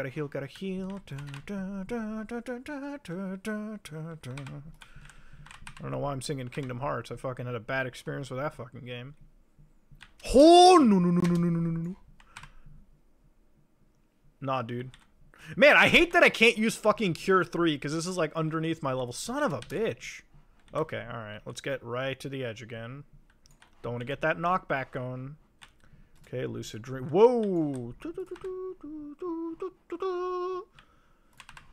So, at least we still have the tank in the role, right? Like, is that the thing? Bro, like, I'm sorry. Like, this is my first time in an MMO really playing the healer. But, like, yeah, I don't... Like, so, I've come to, like, realize being a healer, you know, it's a fucking... It ain't much, but it's honest work is what it is. Alright, I need to keep... Man, my MP is so shit right now. Fucking hell, dude. My MP is bad. Oof. I need to, like... I'm running out of my MP so hard. It's not even funny. Alright, Surecast. No, actually, Surecast isn't too bad. Let me have that up. Ooh! No. There you go. Fuck! I've been hit, damn it. Alright, well, they're not targeting me. Oh, shit! What an asshole! Alright, they got, like, nothing, dude. They're about to fucking... Oof. Fucking asshole, this guy. God damn. Spoke way too soon. Well, hopefully they can get Titan. If not, we'll have to... Yeah, you know what sucks, though? We should have won. We lost one of our guys. He had a knockback. God damn. But they got him. Good job, guys. Thank you. They carried it. Our other fucking dude just died off immediately, eh? We could have... We could... Listen. I really tried my best there, okay? All right, let's listen to this. From a lot of perspectives and a lot of angles, and... Something that a lot of people, myself included, so before you start to think you're a fucking hypocrite, I want you to understand that I'm coming at this from a perspective of someone who genuinely does not like Past Me because Past Me was immature. Past Me didn't accept that he could actually be wrong. Past Me thought he was infallible. Every single time somebody makes a mistake in the world, people are like, it's a blank screen because he I hope nobody finds out. And I think the thing that people realize is that's because from the fucking get-go, we're just taught, man, mistake, better hide it, otherwise I'm gonna be in trouble. We forgot to actually teach lessons instead of just getting mad. And so people grow up with a lot of pride and they realize, man... Yeah, I guess we are just binging apologies. Fuck it. I'm so perfect. So, if anybody fucks up, I'm gonna project a lot of insecurities on those people. Because I'm infallible. When I was younger, I started this YouTube because I didn't really have a purpose in life. I needed something to give me some kind of purpose. I didn't have any actual confidence. I got my confidence from people telling me, man, you're great. That was immature. Also, doing this, I had never really left my room for so long. I'd grown so much that I didn't realize I was a fucking adult, but I was mentally a child. That is not an excuse, for the record. I've always felt disingenuous because I was never open with people about things because I was always hiding things. I was never able to be genuine with people anymore after the fact that I cheated on my girlfriend with people who I didn't realize were even underage in the first place. So yes, I'm sorry. But I promise you I'm not that same fucking person anymore. And I resent that person who I was. And I'm sorry that I was hiding who I was this whole time. I've never wanted to be on a pedestal in the first place. And I think that's because I was always afraid of people knowing who I really was. Just some lonely guy Tog, what? Dude, this is like fucking, I'm lonely. Don't put me on a pedestal. Dude, just admit you fucked up hard. Say you're sorry and call it a day. It doesn't have to be this fucking... It doesn't have to be like this. It's just... It's so much. It's so much. Now, you said, edit, I was never with anyone underage on a physical level. Okay. That's fine. That's... I mean, it's good that it never got to that point. Still online. It's too fucking much. It's too much. Fuck, man. That is some bullshit, is what it is.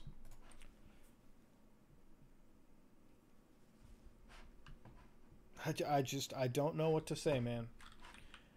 I really don't, like, I'm not that same. It's fine, dude. It's fine. You're not that same person. I get it. I understand. But, like,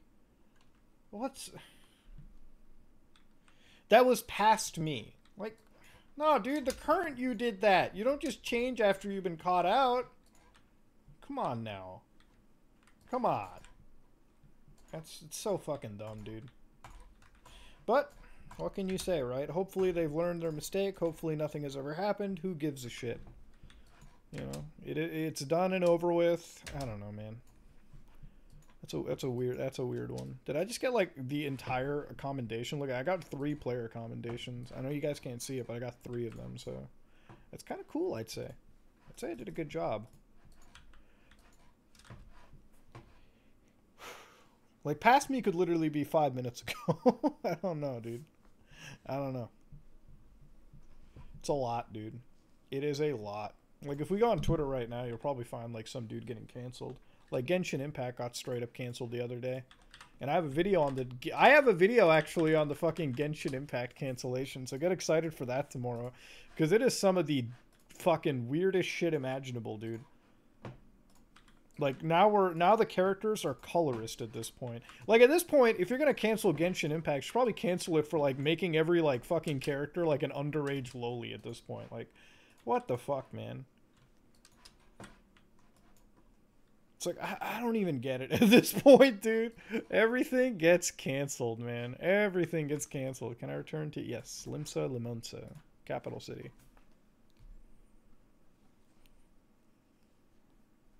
It's like, here's the thing with the cancellation. Everyone's like, boycott Genshin. The same people that boycotted it started playing the game again.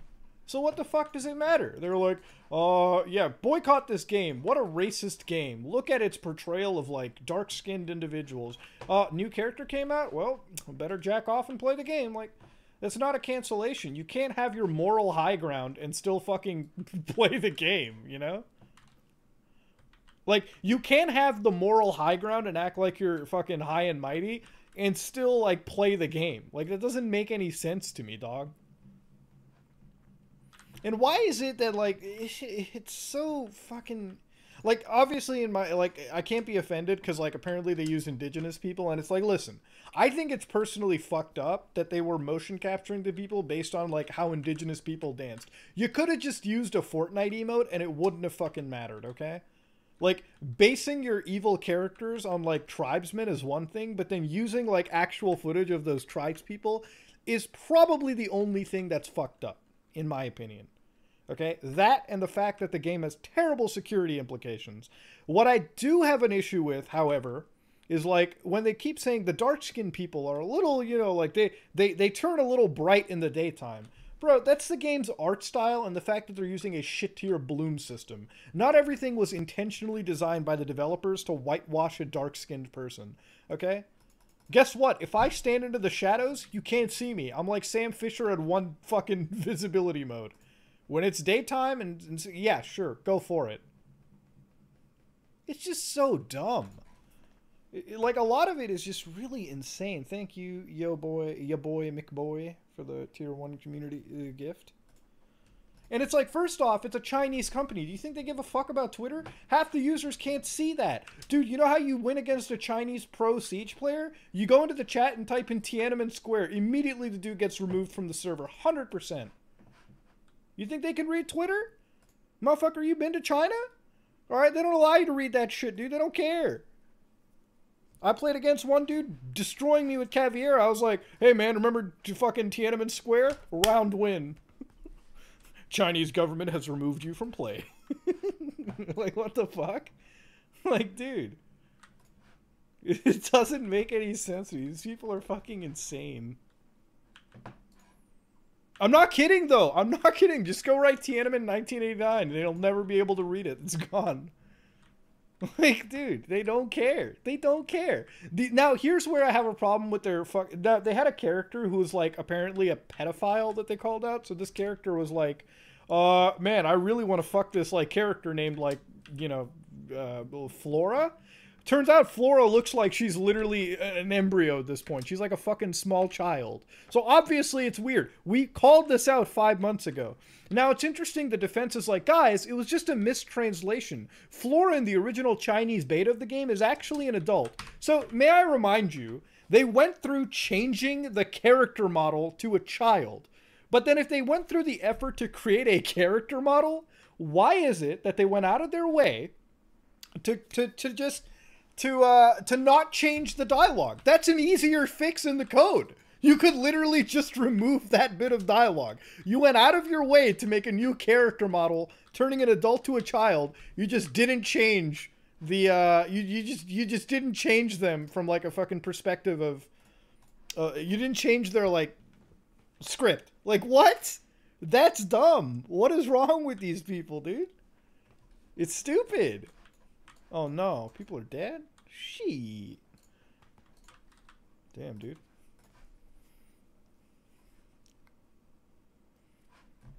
Remember League of Legends and some of those yeah, I remember the questionable characters in League of Legends. Who doesn't?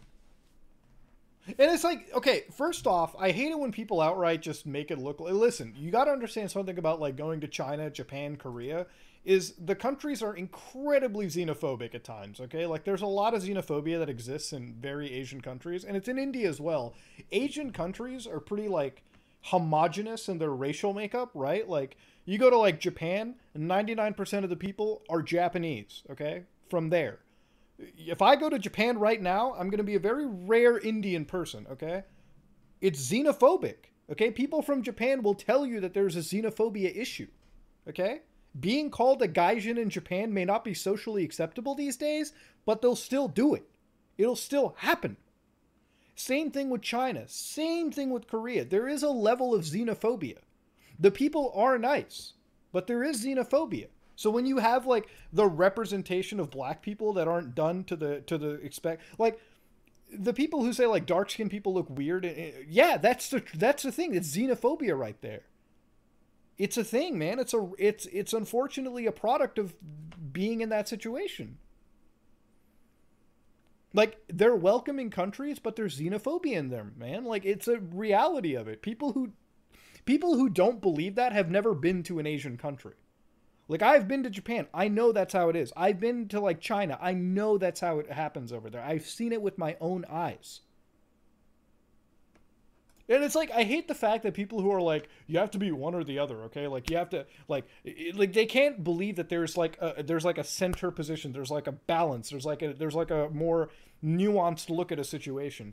Dude, you go to, like, Japan right now, okay? Like, over there, people will look at someone like me, and it's like, it's the weirdest thing to be like an Indian person. Oh shit.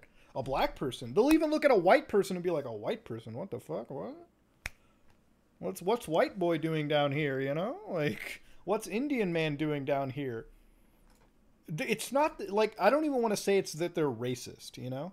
It's because there's xenophobia exists because when you go to those countries, it's not like coming to America. It's not like Canada, where we're the only real melting pot. Like, it's not like Europe. It's not even like Australia. Like, these are melting pot societies. This is where, like, you can find everyone of every race. Japan just doesn't really see a lot of foreigners. They don't. Like, they fucking don't. You go to India, dude, like fucking a white dude is a very rare reality. It's not the fact that they hate, it's just, it's kind of a rare thing for them to see. There's not a lot of diversity in those countries. It's kind of a shame. And like, you got to understand, Japan also isn't welcoming from an immigration's perspective for a lot of foreigners as well, too. You know? Like, how many times do you hear people immigrating to Japan? Japan will only really let you immigrate at this point if you have some level of a fucking, if you have some level of, like, a skill that they want. That's a problem, right? Like, fuck, man. It's a thing. It's a legitimate thing. I mean, it's getting better, you know, but it is what it is, man. It exists, and people who pretend that, like, those parts, like, Asian countries don't have a level of xenophobia are just fucking lying to themselves. They are xenophobic. The Japanese, the Chinese, South Koreans, they are, man. I mean, it happens, but, like, fuck, what are you gonna do? Hopefully we have to believe that as the generations sort of advance in Japan and all those places, they're going to change in due time. You know, they're going to shift.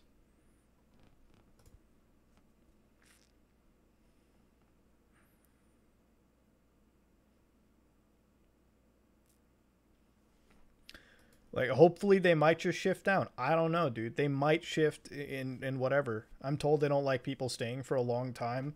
I don't think that's necessarily true. They don't mind. Like, I don't think that, like, don't get me wrong. There's definitely, like, the very nationalistic Japanese societies that exist out over there that, like, definitely. I think one of the biggest problems that I've ever seen in Japan, too, is if you don't know, they're currently going through, like, a birth problem. Like, Japan right now is going through an issue where, like, by 2050 or something, they're going to have, like, the majority of their population are going to be senior citizens. Because right now, they're not birthing children, right? They're not having kids as much. That has a lot to do with the fact that living in Tokyo and, like, massive cities in Japan are really fucking expensive. You know what I mean? With Japan, they'll only let foreigners in for trades and everything. And the problem with their declining population is, like, Japan, since it's very nationalistic and it's in a homogenous society, I don't think the older people over there, they're really, like, you know, like, nobody over, like, I don't think people over there, like, especially in the older class, really want to see a lot of, like, race mixing in Japan. Like, it's going to take a while before you start having people to imagine this, right? I don't see in my lifetime Japan becoming a place where, like, you know how in America, like, there's American Indians and, like, Mexican Americans, you know, Indian Americans, like, fucking African Americans.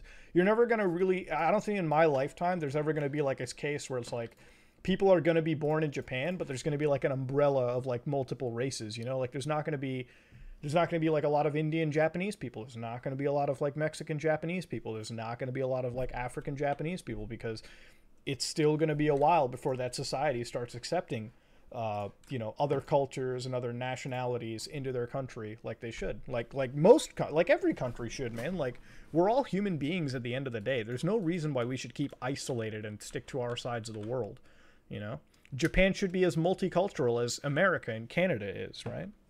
You know, because in my opinion, and this is what I like, this is what I always believe, culture is where you grow up, right? Like, if an Indian Japanese kid is born, right, like, and they've lived their entire life in Japan, then the Japanese culture is all they know. That's what they do. That's all they know. That's literally all it is. Because when you look at someone's culture, when you look at where they grew up, that's the experiences of, like, what they know, right? Like, you're always gonna, like, an Indian, if I lived in Japan and I had a child who was born in Japan, that's all they would know. They would know about Japanese history. They would know their customs. That's what it would come down to, you know. I don't think we should segregate ourselves in different parts of the world, because that's just how things have been. That's fucked up, in my opinion. But that's just how I feel, and I don't think people really believe me on that. I don't think that mentality is going to go around. Like, racism is something that unfortunately exists. I mean, there's so many people who hate individuals to this day for being gay or, like, transgender, and that doesn't make any sense to me, right? Like, people who hate people on, like, these ascribed like, the people who hate another person on things that they can't control, I never understand, because it's like, what is someone's race? What does any of that have to do with being a person? Like, everyone, like, those aren't like, those are just characteristics. People have forgotten to look at people for their good and their bad, you know? It's just, it's fucked up these days, man. Like, you gotta look at people for, like, you gotta look at people for who they are individually, you know? Because the moment you start doing that is the moment we regress in society and we end up becoming terrible people once again, because these stereotypes, these notions, these preconceived hatreds, this segregation in the world needs to fucking stop. Simple as that. You know? Like, I'm sorry. Like, it's one of those things where, like, it just needs to fucking stop. And I don't know if it's going to necessarily stop in my lifetime, but, you know, one can only hope. I'm going to do some of these quests to gain myself up. Oh yeah, Japan will never apologize for the whole Nanking thing, dude. That's going to be a thing that aggravates the Chinese and the Japanese forever. 100%.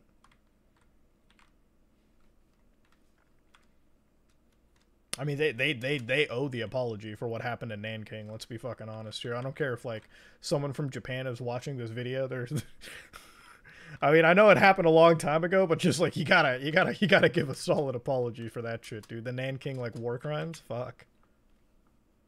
You don't know? You guys don't know about that? Like, the Nanking, like, fucking massacres, the war crimes that happened.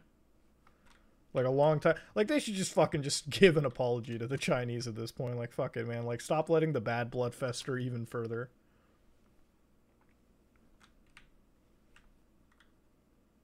Yeah. Yeah, you guys know, right? The whole rape of Nanking. Like, the Japanese soldiers doing some fucked up shit. I'm not saying do a half-ass YouTube apology. Just straight up fucking... You know what I mean? The only reason I really know about this, too, is that, like, so I had a U.S. history teacher a long time ago. I studied in the States for a little bit. So I had a U.S. history teacher who was, like, half Japanese, and, like, half United States, or half, what was, like, half... She was like fucking what? She was Japanese, and... She was like I think it was Italian or Irish maybe at the time. Anyway, her other side of the family lived in America for a while. She was American for like, you know what I mean? She was like American, like second to third. You know what it's like? You know what it's like? Fucking like a third generation Americans. Like, yeah, you know, my ancestors came from like this big castle in Germany. Motherfucker, you're American. Okay, come on, get out of here. Get out of here. All right, like, what the fuck? You know, at that point, it's like 4 generations down the road. I'm gonna bitch slap my fucking generation so hard, like my 4th generation Canadians, when they're like, yeah, you know, we're really Indian nowadays. Like, you're Canadian, motherfucker. Okay, you can't even speak Hindi anymore. Get out of here. You know what I mean? But anyways, she would never, like, she would tell us about how her father was put in, like, an internment camp or something, or like grandfather or something back in the day. Because, you know, this is during the World War II thing. I remember she had this one statement. You guys wouldn't believe the looks we had on our street. We were a Japanese family, and there was a German family and an Italian family. Why were we getting these weird looks? I could never figure out why. I'm like, what? Bro, I mean, let's be real, dog. Y'all, back in the day, you were sitting there like the Axis powers. What the fuck? She's like, I don't know why we were getting these weird looks. My granddad couldn't figure out. It's like, I was like, wait. Okay, you got me a little, what the fuck? It's like a whole street of the Axis powers, and everyone around was like, what? Like, don't get me wrong. It was like, to think that the Japanese Americans were fucking responsible for some fucked up shit happening on the other side of the planet is a little brain dead, in my opinion. But, like, you can't just say the looks were weird. It's like post 9/11. I never blamed anyone for giving our family weird looks. Like, when my dad was, like, a doc back in the day, and he told me, like, at 9/11, there was some, like, weird... They were, like, looking at you. It's like, wait a minute. Are you gonna hijack a plane? Like, they looked at my dad like that, and my dad's like, no! But now that you said that, I'm probably gonna fucking screw up your organs. You know, I'm probably gonna give you some goddamn super codeine. Like, my dad was like, what? Like, my dad would tell me, it's like, there would be so many bullshit people who would say this fucked up shit to him. Like, they would be like, you know, it's like, does your kind believe in the death of our, like, people? And my dad's like, no. But you know what? I might just cut your goddamn arteries. Like, what? Nah, dude, back in the day, though, like, as somebody growing up post 9/11, that was the most fucked up scenario ever. Because, like, I don't think I've ever lived an entire, like, back in the, dude, I have never felt comfortable about my own culture till YouTube. Because, like, you gotta understand, my entire, like, life growing up in, like, North America after that tragedy has been people looking at me with, like, the weirdest set of eyes. They're like, is this guy going to, like, is this gonna murder our whole fucking family? And I'm like, you know, man, at the end of the day, like, fuck you. Alright, fuck everything about you people. Like, I started believing fucked up shit about me, dude. How the fuck do you think I felt about anything else? I started believing the fucked up stories about me, man. Motherfuckers be judging me. Motherfuckers be straight up judging me, dude. It was a fucked up situation. You have no idea what it's like. And now, like, when I'm a grown up, I'm like, whatever. It doesn't matter to me. Your shit that, like, I don't know, man. It sucks. People do some straight up stupid shit. There's I don't know, man. The world is fucking brain dead. World is stupid.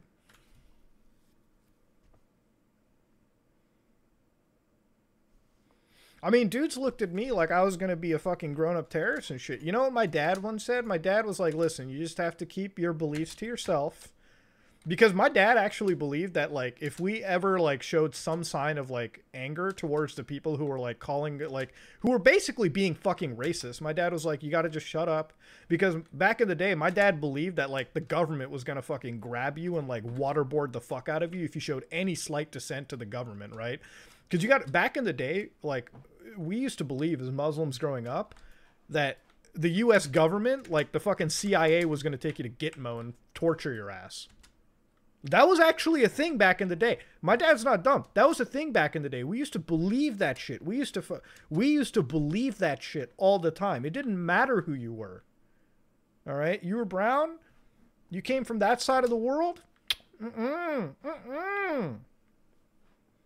We used to believe it, man. We used to believe that we would get taken in the middle of the night. My dad was like, you got to be fucking quiet. You got to take that shit. You got to take it and call it a day. My dad was like, you have to take that shit and you have to call it a day. My dad told me very specifically, like, listen, it might suck to be in this situation, but my dad was like, you have to fucking, you have to prove these people wrong.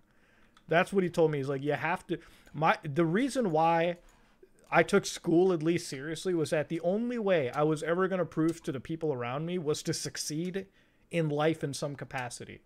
All right. And the only way to measure success is where you are in life, the career you have, the money you make. Because other than that, like, that's the only way to really stick it to the people that dealt you dirty back in the day. So my dad told me, you got to do whatever you got to do to make this entire fucking move worth it. You have to do what you have to do. And I was like, fuck it, man. I took that shit seriously. So, you know, here I am. But I mean, fuck it, you know, at this point, like, it's one of those situations where I'll tell you this is my whole philosophy on life right now going forward, when you got to deal with this kind of shit. I could have very easily, you know, said, fuck you, raised my middle finger up in the air, and, like, you know, I could have been a resentful fucking dude and not accomplish shit and let the hate get to me and the weird fucking stereotypes and racism affect my entire life going forward. But that's not winning. That's caving into absolute destructive douchebaggery. The only way to win in life is to succeed and then shit on the mouths of the people that have ever fucking doubted you and the people that have ever treated you wrong. Because there is no bigger success in life than the ability to shit on the faces of those that have ever looked wrong. There is nothing more based than shitting on the hearts and minds and the only way to win is to fucking make them hate you even more by succeeding in the rightful way. That is the only way to fucking win. Racism can either break you or make you, and this is coming from somebody that has dealt with it growing up in my entire life. You can either let it get to you, which it's very easy to, or you can realize that you're worth something, and now it's time for you to fucking prove it. You might have to work.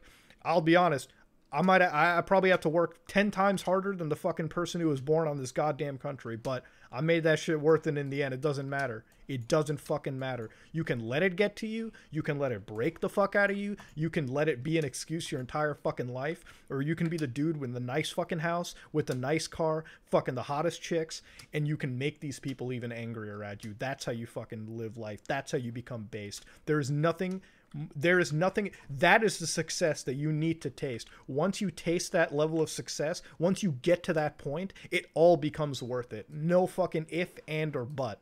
Okay, life is about succeeding in that capacity. Okay, so when I look back at life and I think about all the things I missed out on, it was worth it just to get to this goddamn fucking point, dude. That is it. Just to get to this point, it was worth every fucking sacrifice a person has ever had to make. It is what it is, man. You know? That's just what it comes down to. Fuck it. Fuck these people. And this goes down to everyone over here. If you have ever been a fucking victim of racism, of hatred, people who hate on you, like, I got people who come up to me, like, in the fucking DMs and shit, and it's like, Muda, trans rights, listen, there's gonna be a lot of people that hate you for who you are. You gotta find a way to take that fucking negativity and you got to use it as fucking lighter. You got to use it as jet fuel to win. It's simple as that. All right? Because these people are always going to hate you no matter what. They will never love you. These people will never change their ways. Once a racist or any kind of fucking asshole has formed, it's very hard for them to change, if ever. All you need in life is to win. Because winning makes them hate you more. All right? You got to learn how to use that hatred as your fucking fuel. Simple as that.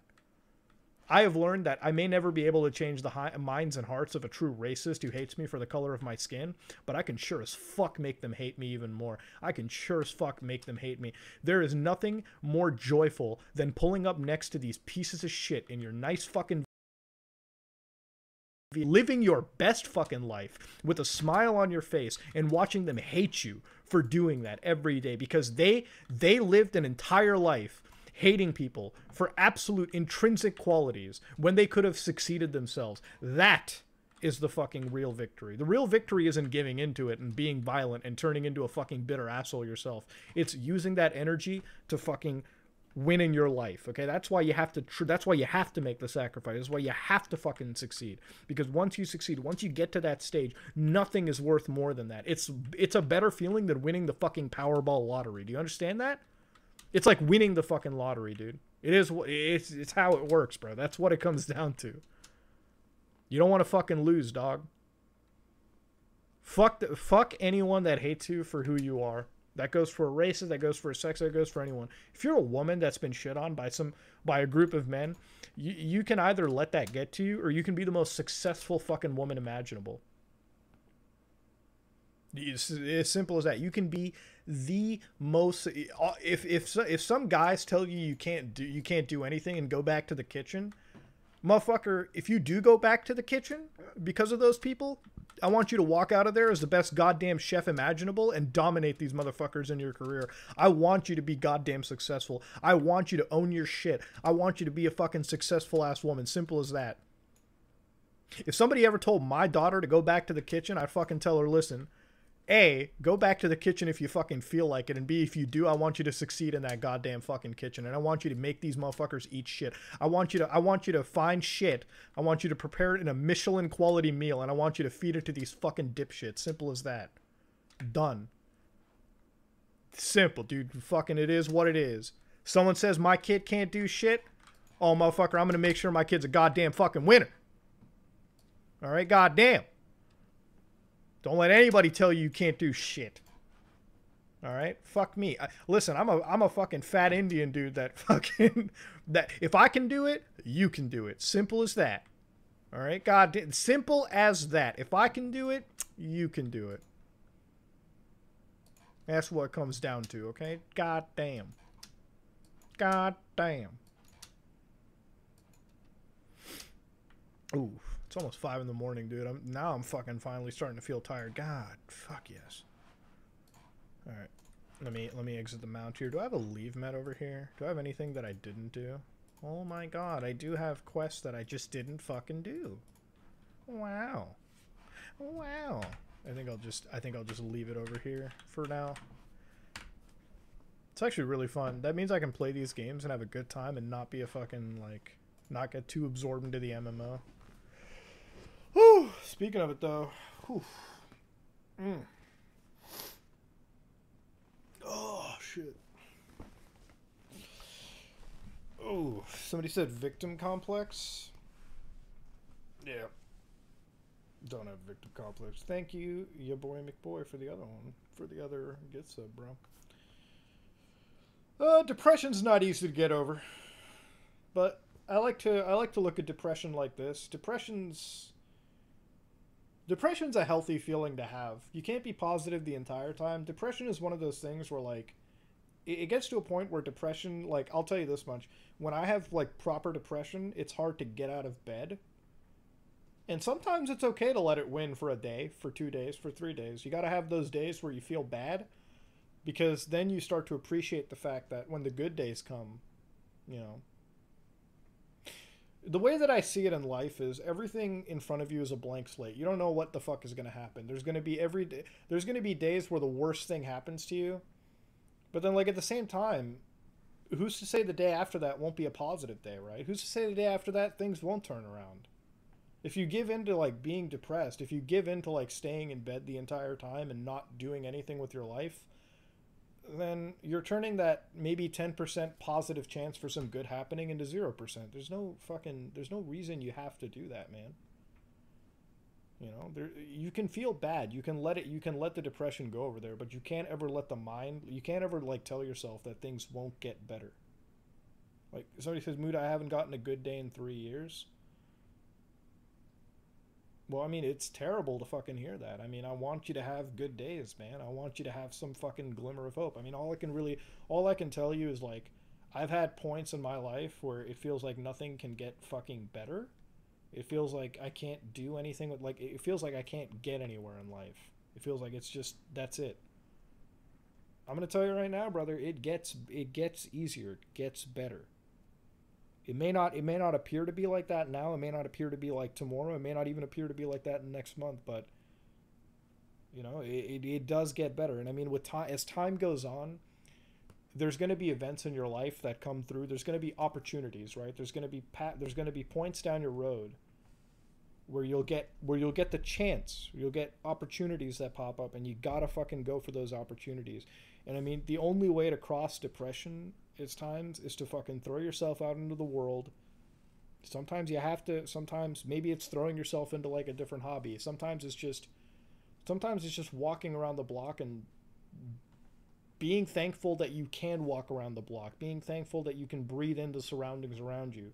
You got to do something to throw yourself out there. All right. I guess that's the way I've handled it. It's different for everyone. But there's going to be opportunities that pop up that you can choose to take or not take.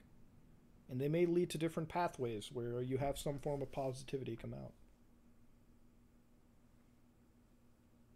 It's hard to push away feelings of depression. I mean, I'm not saying that it's easy. I'm not saying that, you know, it's something that it's not something that you're going to be able to deal with easily. I'm just saying that one day down the road, you will have chances that pop up. I would hope. And even if you don't get better days going forward, we, the community here, this channel, me, everyone in this chat, we're here for you till the absolute end in life. All right? You know? So don't feel that you can't fucking rely on somebody else in this chat, or you can't fucking join these streams, and you can't forget the terrible shit you have to deal with for an hour a day, because this community exists, and you know, you can rely on us. You can join in, even if joining a stream means you get to ignore the shitty aspects of your day for an hour and a half. That's what it's there for. I mean, you know, I'm not a streamer because this is my job. I'm a streamer because I enjoy fucking playing a video game and talking to you, and this kind of stuff needs to be talked about. It is what it is. So regardless of how you feel, you can always duck into here to maybe seek some advice, or who knows, maybe you'll find a friend in this entire group. Maybe what you'll find is a friend in these streams, and you can bounce back between each other. You know, you can build each other up. I mean, that's another beautiful thing about the internet and these communities. Imagine, you know, there's a lot of people in these communities. If you reached out to them, they will, some people here will help you out. They'll build you up. They'll fucking be there for you. That's what it is. You know? It's not just a stream where we look at fucking stupid shit on the internet and play a video game. You'll find someone that'll help you out. You'll find somebody that'll play a video game with you. You'll find somebody that'll watch some movies with you. You'll find somebody that'll be a good friend. I've seen it happen, so it's not like, you know, it's not like it can't, I don't know. It's not like it can't happen. Who knows, man? You might find your future wife in this one. I've had that fucking happen. Somebody, literally, there's so many cases of people like, yeah, I found my girlfriend through this channel. I found my wife. We have kids now. A kid was conceived between two people because they met through a stream, man. If that doesn't inspire you that there's a fucking hope out there, I don't know what will, man. There are people that have met, fucked, and have kids. It's fucking insane, you know? Think about it like this. This community isn't just one that games. We have our good times, but we also share our struggles with one another. Think about it like that, man. All right? We have our own struggles, and I think the best thing is we can all just struggle together. Sometimes this is a stream of 548 people that are sharing one bottle between each other, having a time, laughing, and forgetting about their day. That's what it is, man. So I think that's kind of one way that I'm picturing it in my head. Anyways, I'm gonna head out for the night, guys. I'm gonna go to bed. Take care, and watch out for the video today. Love you.